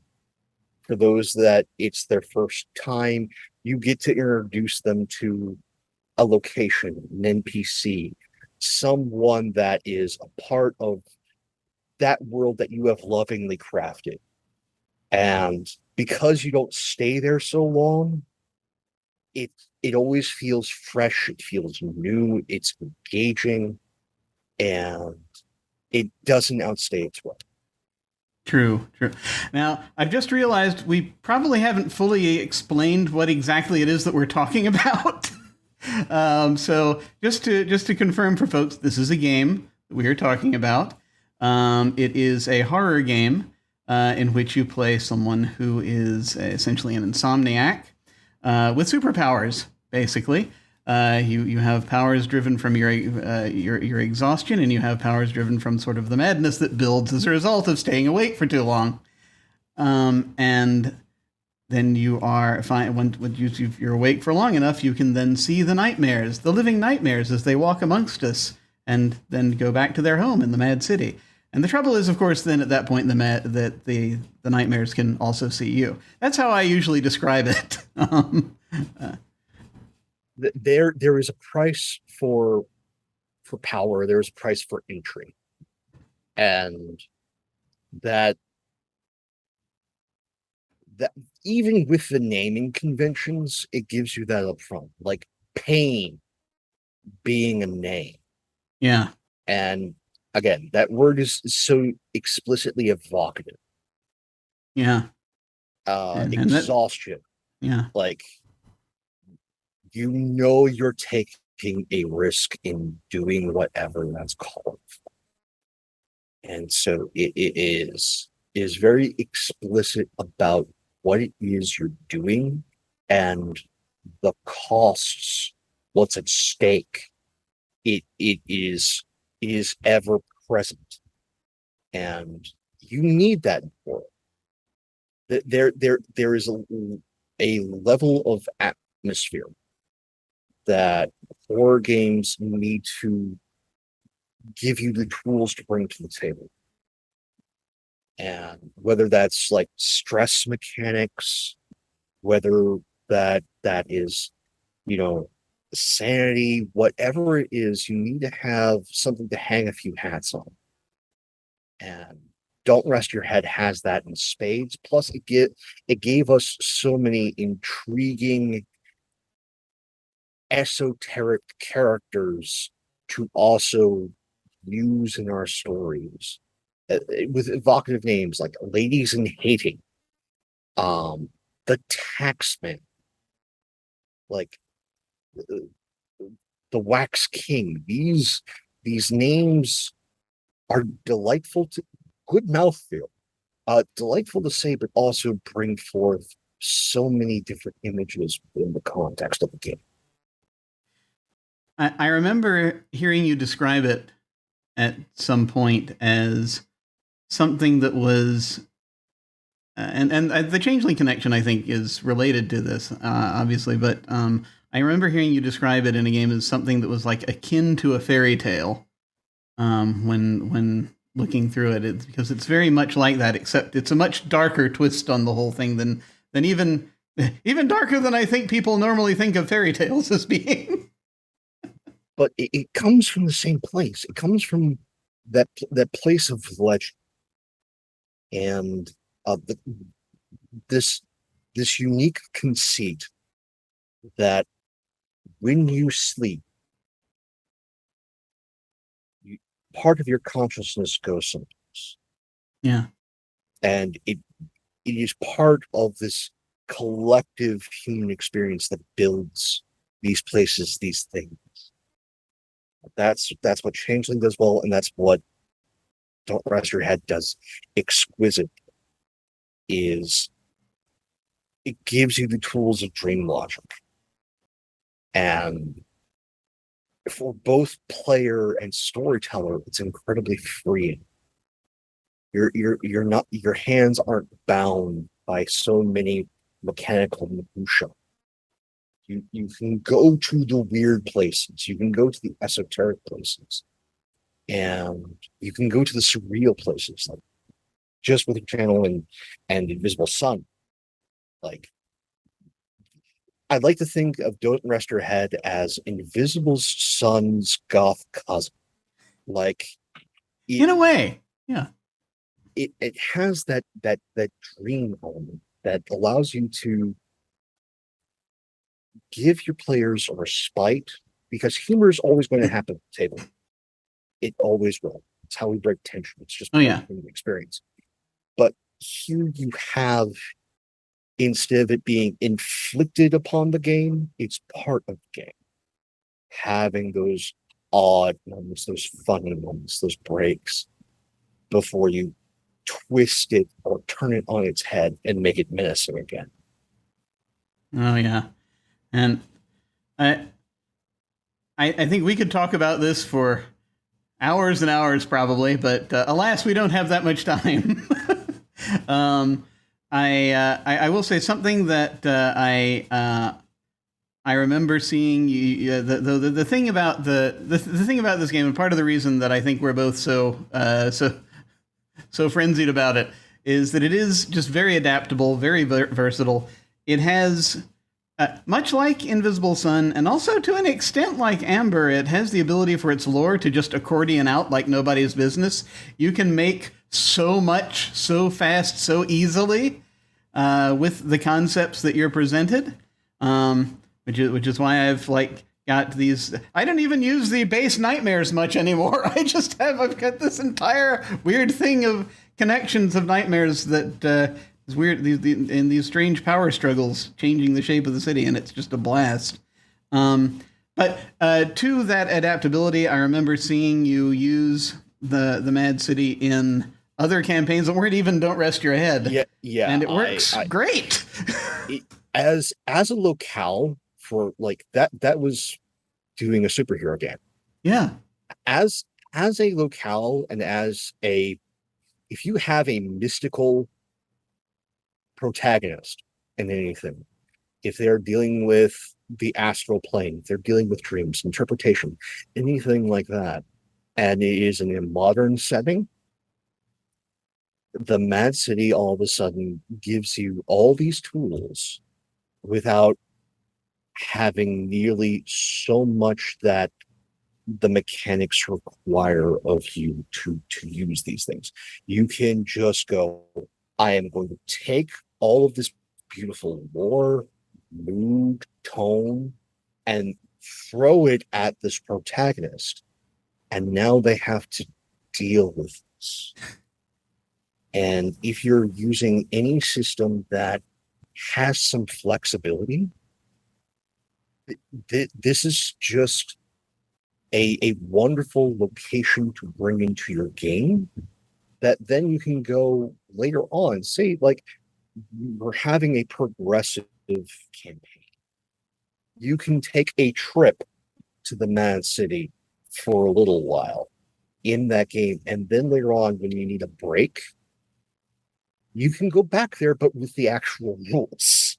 And your players will already have a level of familiarity, but be able to experience something absolutely brand new. Yeah.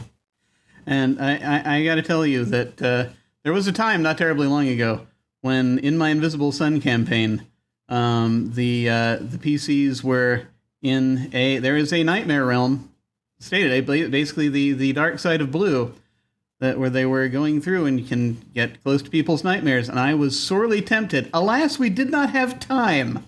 But I just felt, if they just continue on a little bit further, they're already running into living nightmares. Not much of a jump to start getting close to the Mad City, but maybe another time, maybe another campaign. Well, this has been wonderful. But just real quick, if folks just in general are sort of looking for you online, where should they go? That is Pope World Build over on the Twitter. You can follow me there. They'll have all the updates as to appearances elsewhere.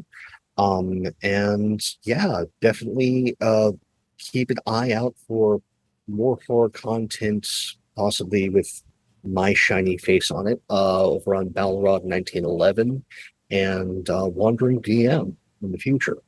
So till next time, folks, take care of yourselves and thank you for hanging out with us. Take care, folks. We'll see you suddenly.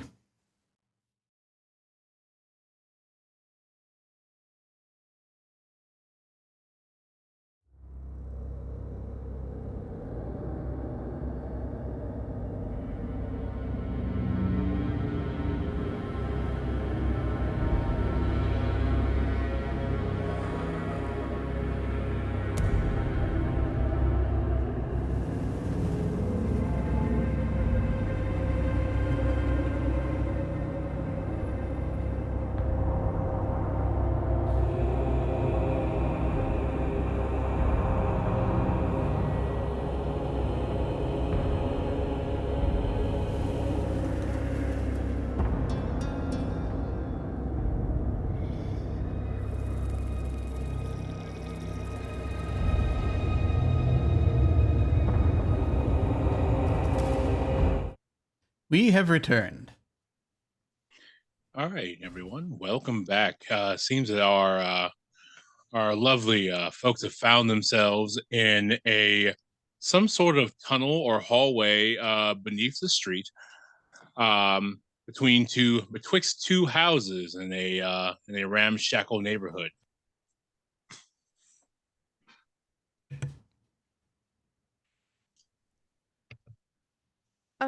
So where did you fall or come in from, Max? It's a house at the end of the street.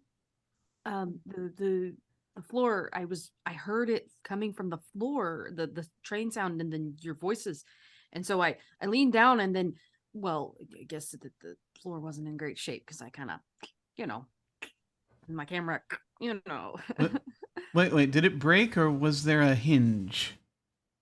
No, it broke. Okay. I don't know if he was working on that house too or not. I mean, he clearly made access to this place. Perhaps we should continue along. Or does it look like it would be easier to get back up into his house? I mean, we could look around and figure out where this goes, because I mean, this is a bigger story than I thought it was just a ghost. This is a bigger story. Your friend is building like a tunnel under this community for what? I don't know for sure if he's a friend. We got to find out what the hell he's doing down here, because I'm not sure. Might not be good. I mean, I hope I'm wrong. But I guess we're going on an adventure then. He's got problems, and he may be tied up in some things that. Well, I hope he's not tied up in. All right. Well, we will continue on as Max suggested and keep an eye out for any more hinges, I presume.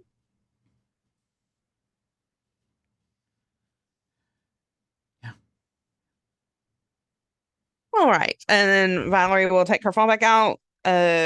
Or she will take her hand away from the flash, and she will start walking back in the direction that Max had come, since that's the opposite direction of the way that her and Christopher had come. So she's gonna go that way and just be sort of looking out for any doors, anything like that might lead them somewhere else. As you are going, you can make investigation rolls. Yes.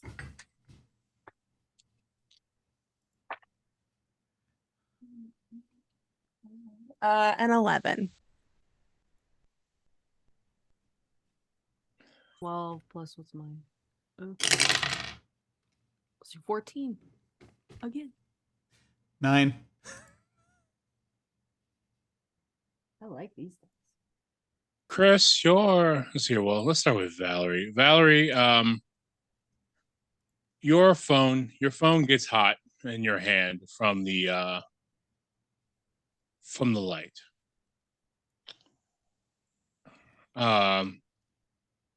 And the sensation kind of makes you kind of like, move and find this kind of, and find a place in the wall where the wall doesn't quite meet up. Like it might be a door, but it's definitely not meant to look like a door. Chris, your metal implement gets caught in a very similar space, and it sort of wedged itself in it. And Max, you just see further down the hallway a opening, free and clear. Just another opening, another place where an opening could be. There are 3 distinct places where openings are, and but they have been made to look as though they do not exist or should not exist in this hallway.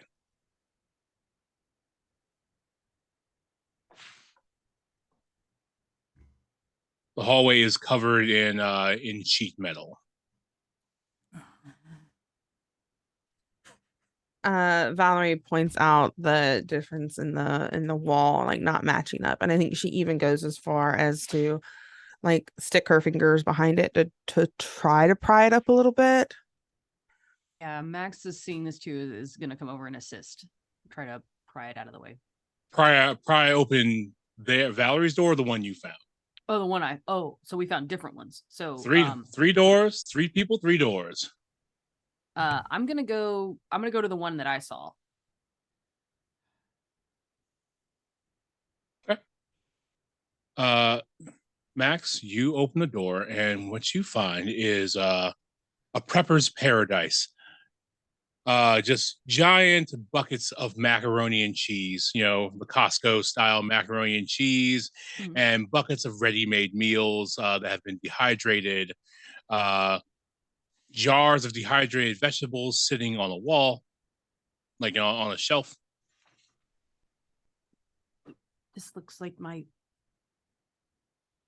high school boyfriend's parents' house. Like they had a basement they had this kind of stuff in. They're preppers. But was your friend a prepper? You sort of see Christopher's trying to pull this thing that looks like an oversized bottle opener that's been sharpened on a couple of ends out of the out from this frame. It's like, wouldn't surprise me. And that would,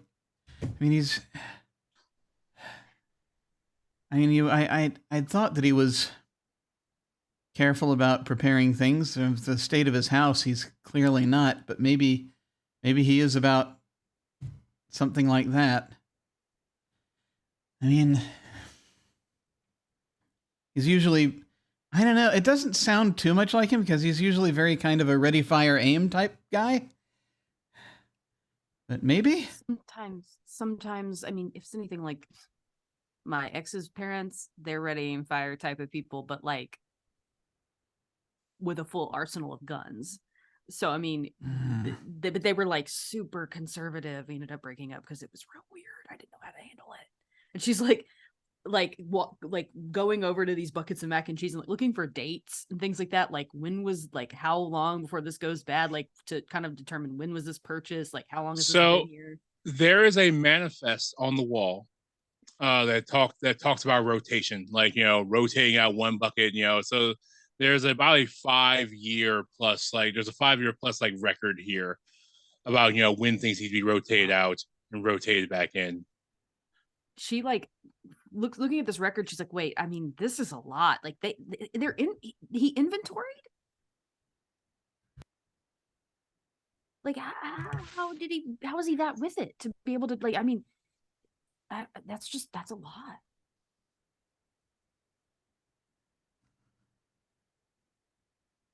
Is there anything odd on this inventory list? Like anything that like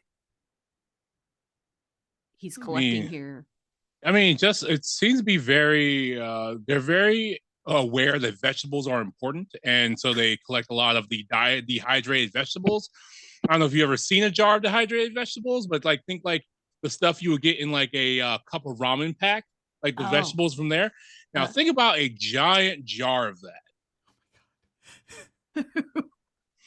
They sell these on Amazon. They are $69 a jar. I had to go look for in preparation for this. Anyway. Yeah, so imagine a giant jar of dehydrated vegetables from like, inside of a ramen pack, a cup ramen pack, just but it's a jar of them. Like, like carrots and and peas and all kinds of stuff, just dehydrated and sitting in a jar. Yuck. I just as soon not eat the vegetables. And there's iodine tabs here for in case of like and there's also water straws for making potable drinking water. There's also tabs for water purification. There are giant 5-gallon blue jugs with water stacked on the very bottom of the shelf. Wild. Like this is like I've heard of people talking about like underground bunkers like this, but I've never like seen something. And she's got her phone and she's just like videoing everything. It's on one of those little like selfie stick things, so she can kind of like hold it steady. And she's like scanning over everything and just like looking at everything in this room. Yeah, I mean, like, this is several $1,000s worth of, like, meal stuff.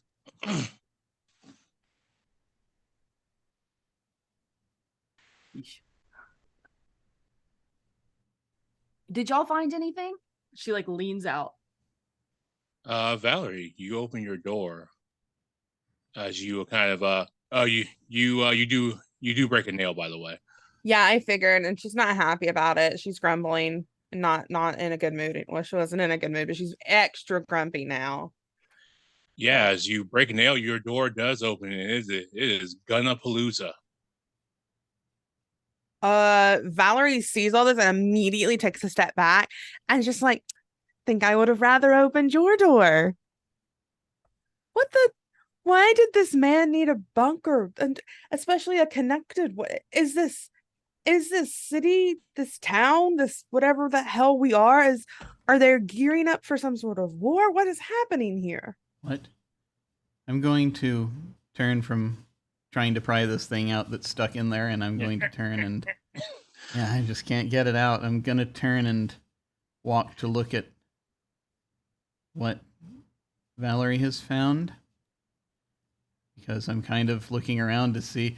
Part of me just sort of in the back of my brain is looking around for the type of stuff you would use to commit arson. But the rest of my brain is just sort of looking at just to see. Well, if you were looking to commit arson, you could probably do it with this room. There are there are guns. There are also several replacements of his preferred acetylene tanks, and torches and lines. And he actually has some oxyacetylene set up in here. That's all. And there is one large tank at the very back of the room that is filled with accelerant.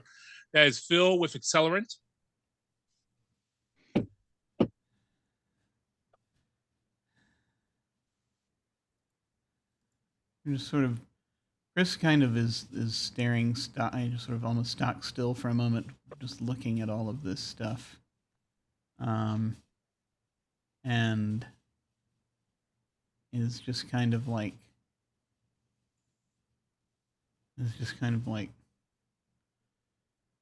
he's sort of whispering something.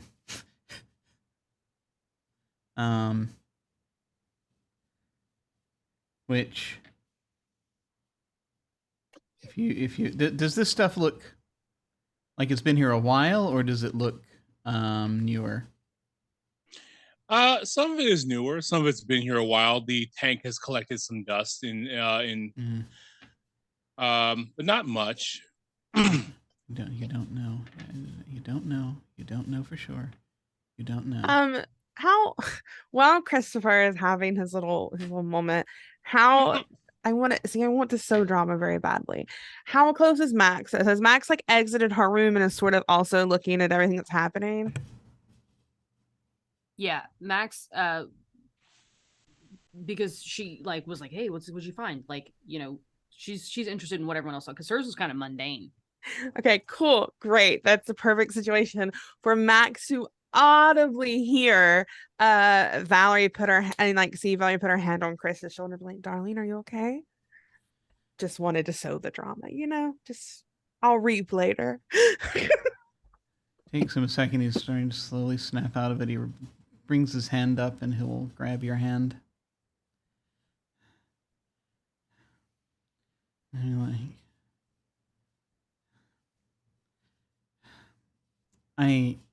I saw a thing a while back that I'm hoping isn't true, and this is making it harder to believe that it is not. But I think it. At the same time, this could have just been him, so I don't know for sure. I don't know for sure. It's just, this is reminding me a little bit of you remember when I told you about that commune I used to live in? Yeah. That, burned to the ground.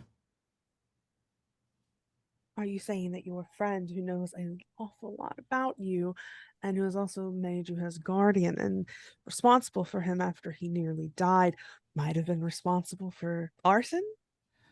Specifically an arson you know an awful lot about? I mean, I don't know. Sometimes, I mean, it's not always accurate. It's not always, and I just sort of, well, at that point, I'm still kind of, almost unconsciously, I'm still doing this thing where where I'm still kind of holding onto your hand a little loosely, but I'm still doing that thing where I'm kind of, just sort of stroking it a little bit, lovingly. And I'll just sort of turn to Max, and I'll say, you know, it's not always 100% accurate. You know that. We've been on things kind of like, and I've come out with you on some of the, your hunts a little bit before. Sometimes it doesn't show the 100% truth, you know. But I had one of those earlier today, and it was bang bang. Bang bang bang bang bang. What is that?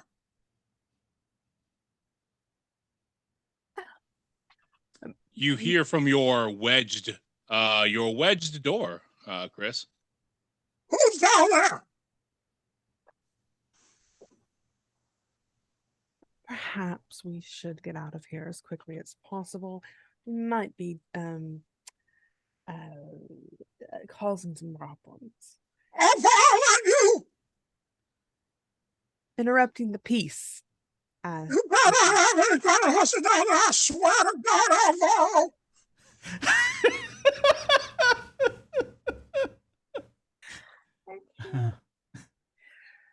We have to figure out how to get out of here first, though.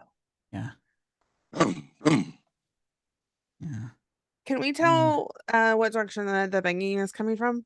It's coming from Chris's wedged door. He accidentally wedged his stick, his metal stick in the door, and it won't open. The door that we fell through? No. There were three doors. Yeah. His door.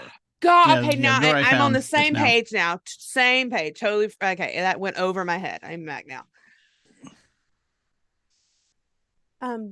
Perhaps We could just say we fell down. We didn't mean to, but then we have to get out of here because if the cops come, they're going to want to know what we were doing. Yeah, I was going to suggest that maybe we go find the hole that you fell down and just sort of leave that way. I'm gonna give you just 10. I think I'm just gonna be like, I'm gonna sort of step forward, and I'm going to sort of say loudly toward the other side of the door, that I've got to find the thing. No, Liam was in an accident. I'm supposed to be taking care of him. We came to look things over for him, and then we found we just fell through like he had a place in his home. Doesn't seem completely safe. Just opened into down here. We've been trying to find our way back out. And you hear the sickening rack, the unmistakable racking sound of a 12-gauge shotgun. Okay. Do we see this person? No, they're No. behind the door. Yeah. You just hear that unmistakable, horribly loud racking sound of a 12-gauge shotgun you hear in movies. It echoes down here and from behind the door. So here's the thing. You do have a move. Oh, okay. Tell me about it. So it's because Valerie is very cool, of course, and it's called backstab. Whenever I attack someone who is unprepared, I get some cool options. What I want to do is while Chris has got this guy sort of like distracted and he's cocking his shotgun, all that good stuff, I want to, with as much as I can get in this little short, or little small area, Valerie is going to kick her heels off, run as fast as she can toward this door to try to slam it up against this old man. Okay. Because I get options when I do cool stuff. Okay. Go ahead. He is behind the door. You can't see him, but you know he's there. Oh and go ahead and tell me about it. Tell us all about it.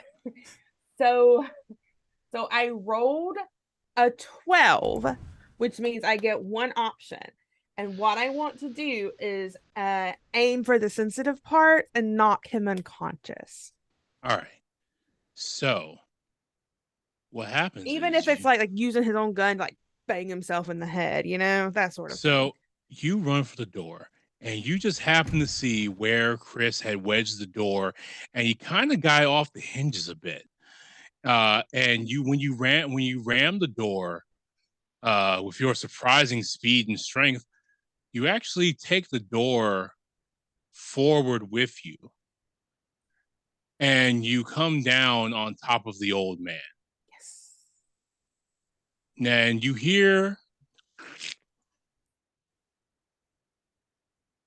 when you fall with him. Not as much as a yes, but a yes. Okay. And the shotgun clatters and slides to the side just away from his outstretched hand under the door. Max runs over and grabs the gun. Yes. It like leaps over, takes it. Yeah. Yes, because I only picked knockout, which is the NPC is rendered unconscious. I did not pick careful, so there can be all kinds of sounds. That's fine. Yeah, but that's fine. And I can leave traces behind. That shoes, they're there. Anyway, she gets back up, looks at the guy, sees that he's unconscious, and goes, "We should probably leave." Well, it's hard to look at the guy, but he's probably unconscious. He's under the door. Yeah, so, she looks down in his general area. Yeah. Yeah, he's under. The only thing you see is the outstretched hand that was near the shotgun that Max quickly scooped up into their hands. And you see another hallway. I'm just immediately like, oh my God. And I'm going to go to check on the guy. I'm just trying to look and see how, depending on it depends on whether Valerie gets off of the door or not. Oh yeah, she just clambered up to her feet and stepped off. Yeah. Okay, no, I'm going to immediately sort of go down and try to pull up the door and just sort of see if he's okay. He might be okay. Since the option was unconscious, he's definitely knocked out, but definitely broke his nose. Oh no. I'm just sort of like, oh damn. He's probably maybe between between 50, 60 years old. He probably broke a hip. He's fine. Yeah, he's probably gonna need some ice. Well, I don't think that we can give it to him. We should leave. But just leave him like this? Yeah. He's got an army tack jacket on. So he's got on like a gray work shirt, like a gray like Dickies shirt, a green army tack jacket that you kind of get from an army for a surplus store. It has a bunch of paracord in one pocket. There are zip ties in another pocket. He has some cuffs on his belt. Do we think that maybe he was the one with the bunker, or maybe they were working together? And his name tag that's sewn in says Fury.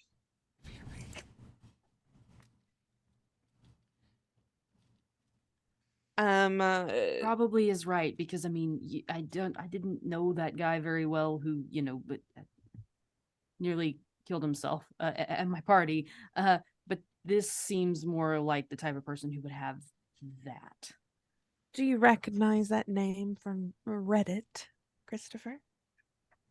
She said so judgmentally. Have I seen that on any bulletin boards or anything? But you do remember that the off-duty cop's last name was Fury.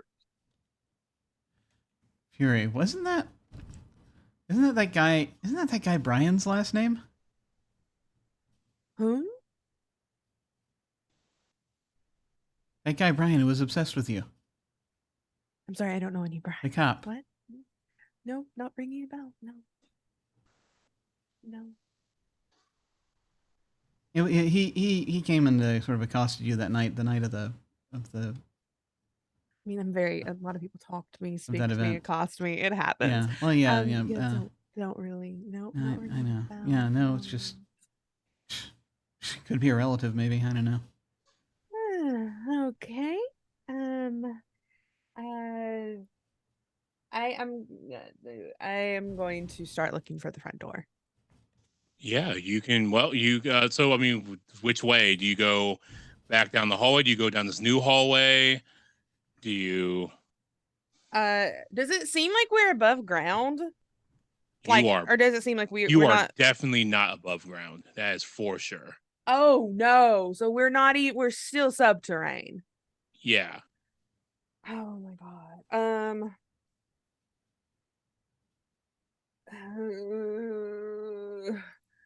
I'm gonna try to maybe follow the direction that I think he might have come from, closest to the door that he was banging against. Sure. I mean, there's a whole hallway where the old man was, and you can walk. If you walk in that direction, not too far, you do find a set of concrete stairs. I would just mention that I'm probably going to be further behind because I will have gone into the prep room to see if there were any like fridges with ice packs or anything like that in there, and brought that over to at least put it on the guy before we just get him into a better position. They definitely have these instant cold packs with their kind of crack packs, like you crack them and then they but the problem is that putting them directly on skin is dangerous because of the way they work, so you have to like kind of put a towel over a towel. it. Yeah. I'm gonna try to so I'm gonna probably be the one. I'm gonna be taking him. So if they go on ahead of me, that's fine. I'm gonna take a moment to do that, at least get him into a better position, so when he wakes up, he's not like it's like he doesn't have this also to deal with as much. So at least something will have been done. Yep, he definitely will not drown in his own blood because you've set him up. That's good. That's very good. Yeah, Max definitely was like on Valerie's tail. She was not like dawdling, but she's abandoned we're like filming, and now she's been like, because she just got like basically, I mean, when you cock a shotgun, you're basically threatening someone with it. She's like shaking and holding the shotgun like, oh yeah, fracking a shotgun, definitely an implied threat. Yeah.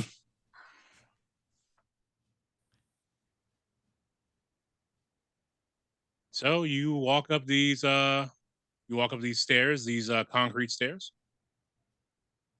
Is there a door at the front top? Like, can I see, or does it just go into something?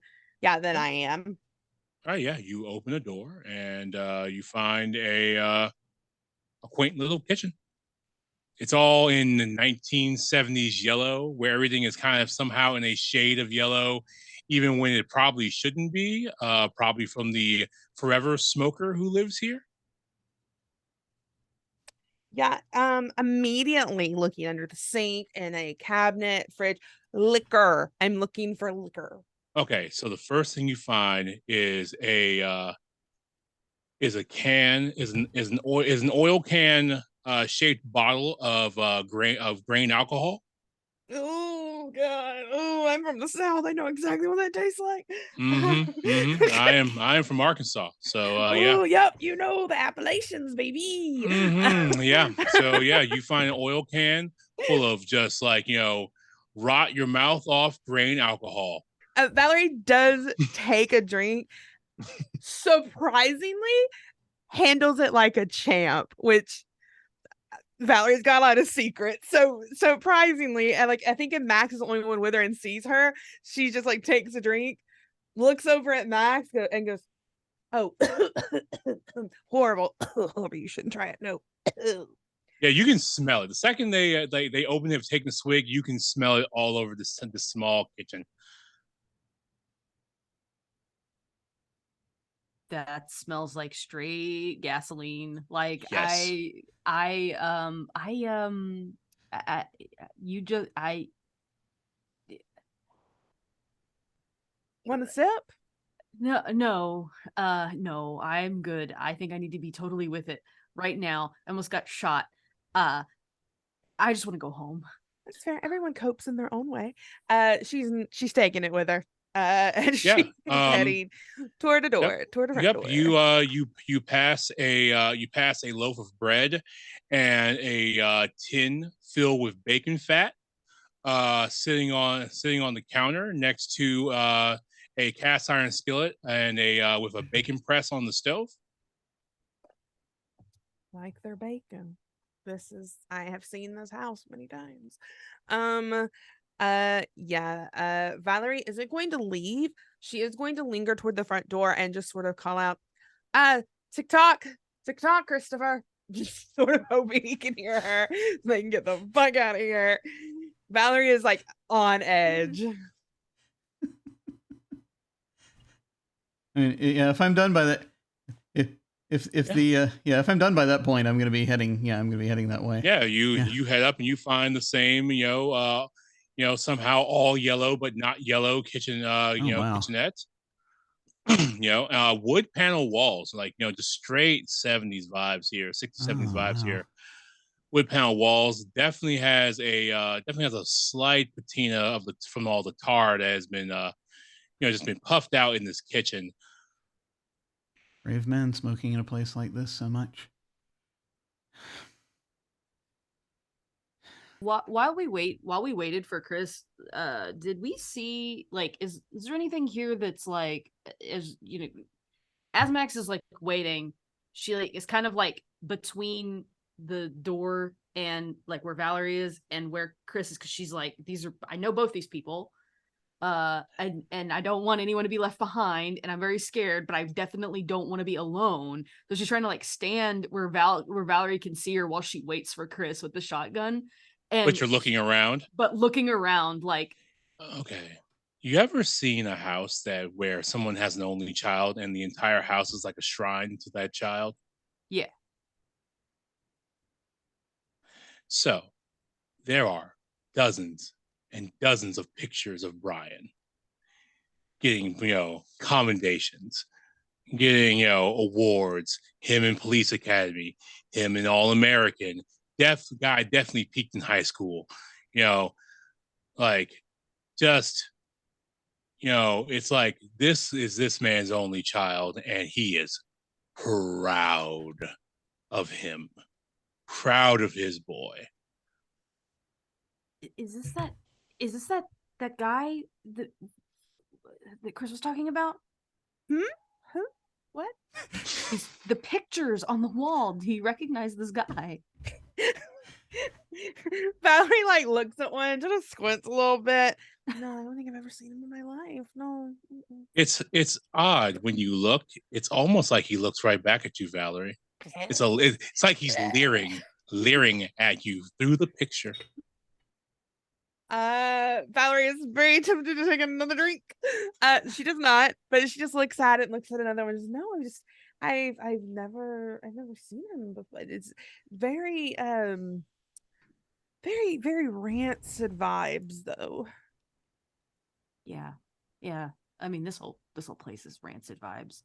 I mean, Right. there was a like definition of rancid vibes. This place is it. But as you're looking around, you do find a half drunk, half empty bottle of soap though. Well, Not gonna take that. I'm actually very happy with my fucking Everclear, basically. Stronger than Everclear. Oh yeah. But I could go to a frat party and make the best jungle juice with this stuff. Somebody one time replaced my water with Everclear, and I said, "Why does my water taste like Everclear?" Oh, no. She opens the door and just peeks out. Is this the house that was across the street from the one that she and Yes. Christopher? Okay, that's what I was figuring. I was just making sure. Yeah. So basically, this tunnel has made like a circle or like a semicircle, right? Yes, Okay. absolutely correct. Okay. Yeah, she looks out and then looks back at Max. She says, I don't know what the fuck is happening in this neighborhood, but I don't like it. I don't think I'm ever going to come here again. This is why I don't cross. This is why I don't leave my penthouse. You think so? If you think that old guy, he did this, do you think he did it? I don't know if he did it fully. I mean, I don't think he could have done it all on his own. Maybe his son helped, and then maybe Christopher's friend helped. I don't know what they were planning on doing, but this needs to be reported immediately. Chris, as you are, making, kind of bringing up the rear, that feeling that the world is thin kind of returns to you. Oh. I can hear. I got something for you. You do? Yeah, as you can kind of hear scraping from down the hallway, down where the old man was. You can hear this now, not quite his voice yelling up at you. I've got something for you. You gonna hit me? I'm not gonna take that lion down. I'm going to. I'm assuming that I'm at the stairs. I think. Yes, you and are I'm at just the sort of, stairs. turning and back. You can hear them dragging. I'm just You going can to. I'm going to look ahead. back, and I'm going to try to see through for just a moment before I dash back up the stairs. Absolutely. I'm just going to take a second to really look, because I am an imbecile. And, who still wants answers. So here we go with our enhanced awareness. Heavens help us. Oh, that's great. Oh, okay, that's wonderful. Doesn't sound great or wonderful there, Jim. This is really nice. This is good. Yeah. Yeah, this is going to be great. This is going to be great. So I rolled very low numbers on both of these dice. So I have a total of 6 under enhanced awareness, 9 or less. The illusion tears. The veil is lifted temporarily, revealing an alternate dimension. The GM determines which one. The PC could be sucked into it, or something may cross over into our reality. The GM makes a move. Sir! This game has 3 minutes left and you did this? I'm sorry. Before we break for the night, everyone in the house hears this sickening crunch and this ripping, tearing of sinew. And you, Chris, before you see a stretching labyrinth that spreads across the underneath of all of this neighborhood. I'm not taking that lying down.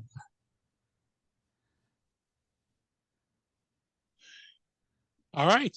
And I think that's what we'll break for tonight. Oh my god. What? Why? Perfect. Oh no, if Kortney comes back, they're gonna be like, what the fuck's happening? I had to know. Did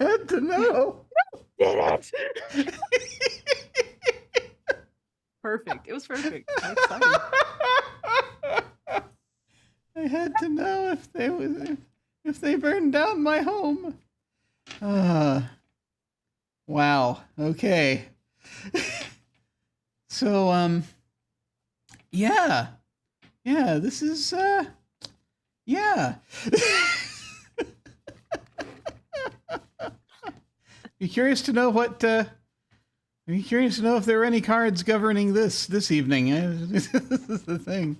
Well, the car, I actually didn't have my second camera set up. Oh. But the card I pulled only one card for tonight. Oh. The One of Skulls. Yeah. Yeah. There it is. Okay. Awesome. Gonna have to look into that soon. Yeah. Okay. You've been thinking about that for what are you not taking lying down, sir? Who are you?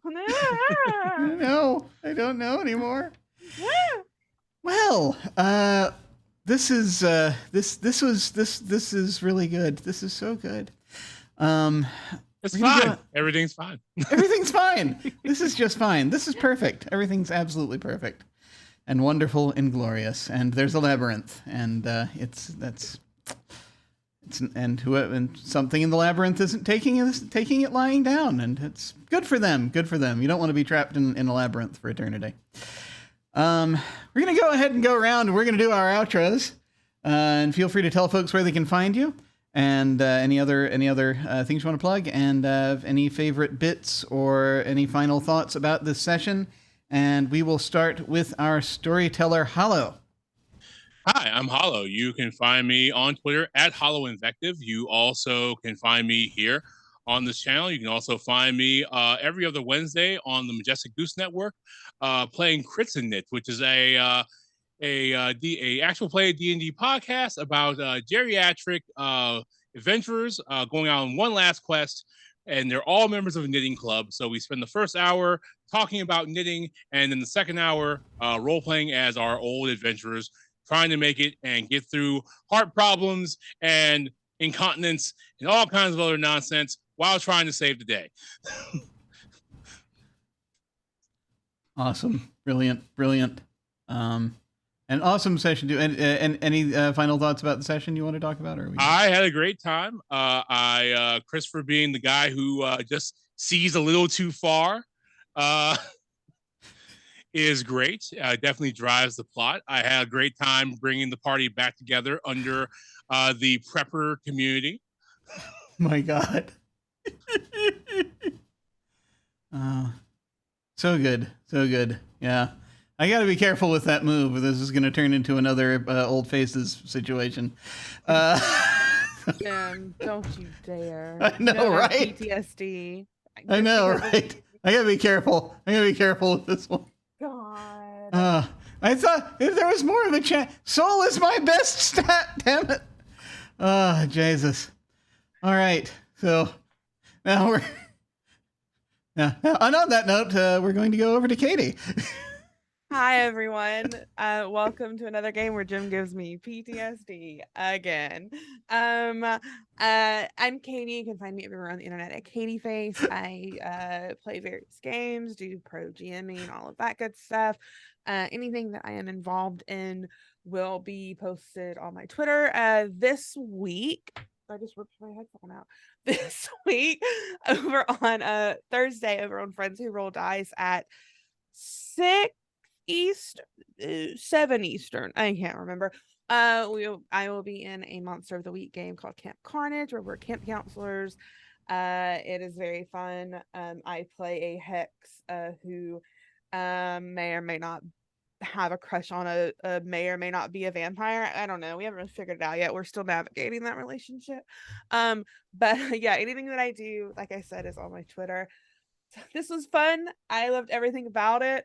I can't wait. I can't wait for Kortney to be back because I'm really excited to see Laurel some more. Yes. And yeah, I'm just this is fun. This was great. I loved it. So good. Awesome. And I just love. I loved Valerie. This was wonderful. So good. Valerie is the worst person in the world, and I terrible love it. and mean to everyone. It's wonderful. And now over to Marlo. Hi everyone, I'm Marlo. You can find me on Twitter at Marlo Bogwitch. That's Bogwitch with 2 G's. I was once told sort of like Snoop Dogg, but not nearly as cool. So yeah, you can find me there if you want to work with me. I love horror. I always want to play horror. That's like my bread and butter. That's what I want to do. That's like my favorite kind of tabletop. I'll play anything, but I really like horror. And this was wonderful. Oh my gosh, exactly. That was like, so I love when this is crappy, but I love when the rolls go bad because it always makes for better storytelling, and that's my favorite thing. So what am I doing? I also on Thursday nights I am over on a Wandering DM. We are running an augmented version of Quietus over there. Very excited. We just had our second episode. We'll be going into our third this week, and I'm very excited. Last week I had an amazing guest star who their fate will be decided at the beginning of this next episode. Unfortunately, not to give you a little hint, but Despair won out, so may not be a good thing. So all that to say, I do that. I'm also on a podcast network. I'm on Misconceptions Podcast Network. That's my home. That's my little, I feel like I'm at the most home in that place. We do 2 different shows over there. We do Sins of the Father. It's a 5e game. We play teenagers looking for our missing fathers. Our stats are augmented. Things are dire.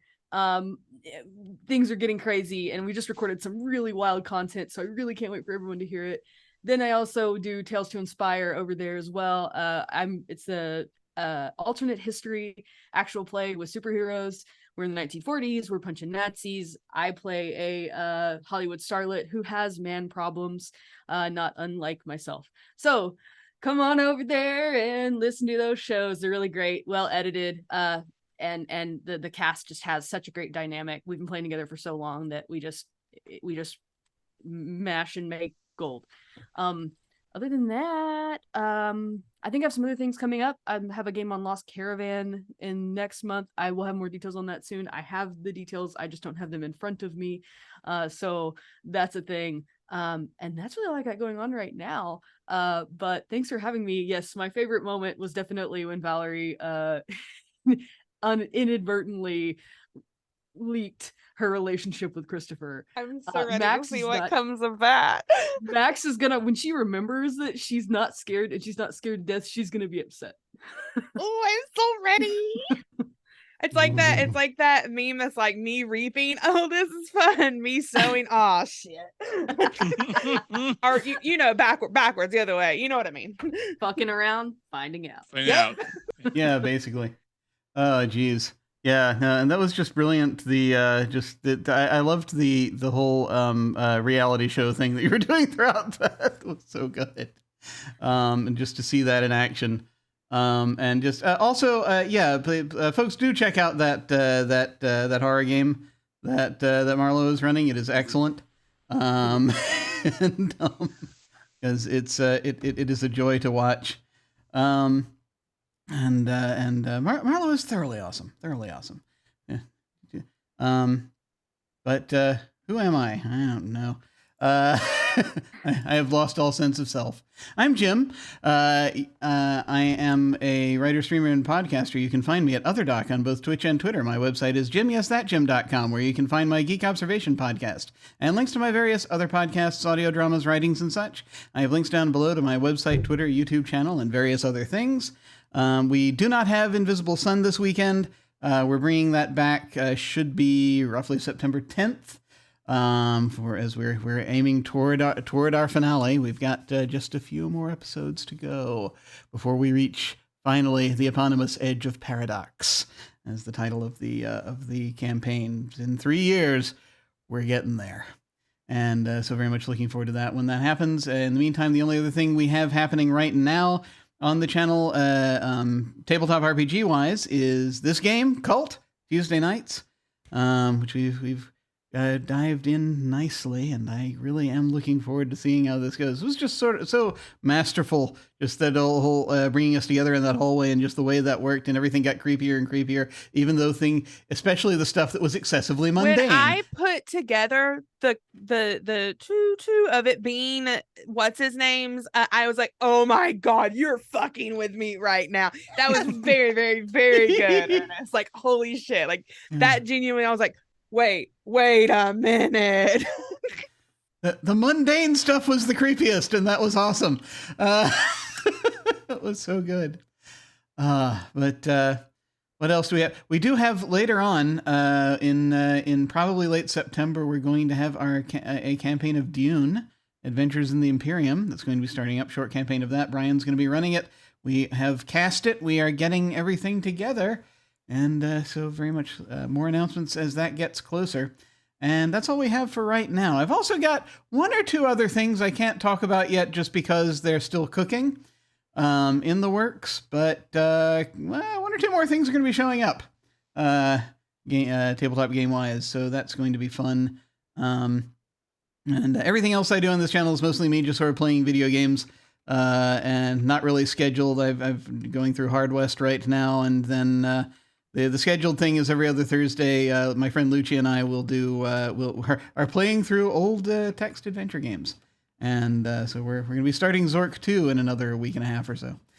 And that's that. So when we head to the end card, we are going to send a raid over to, let's see, I think we are going to raid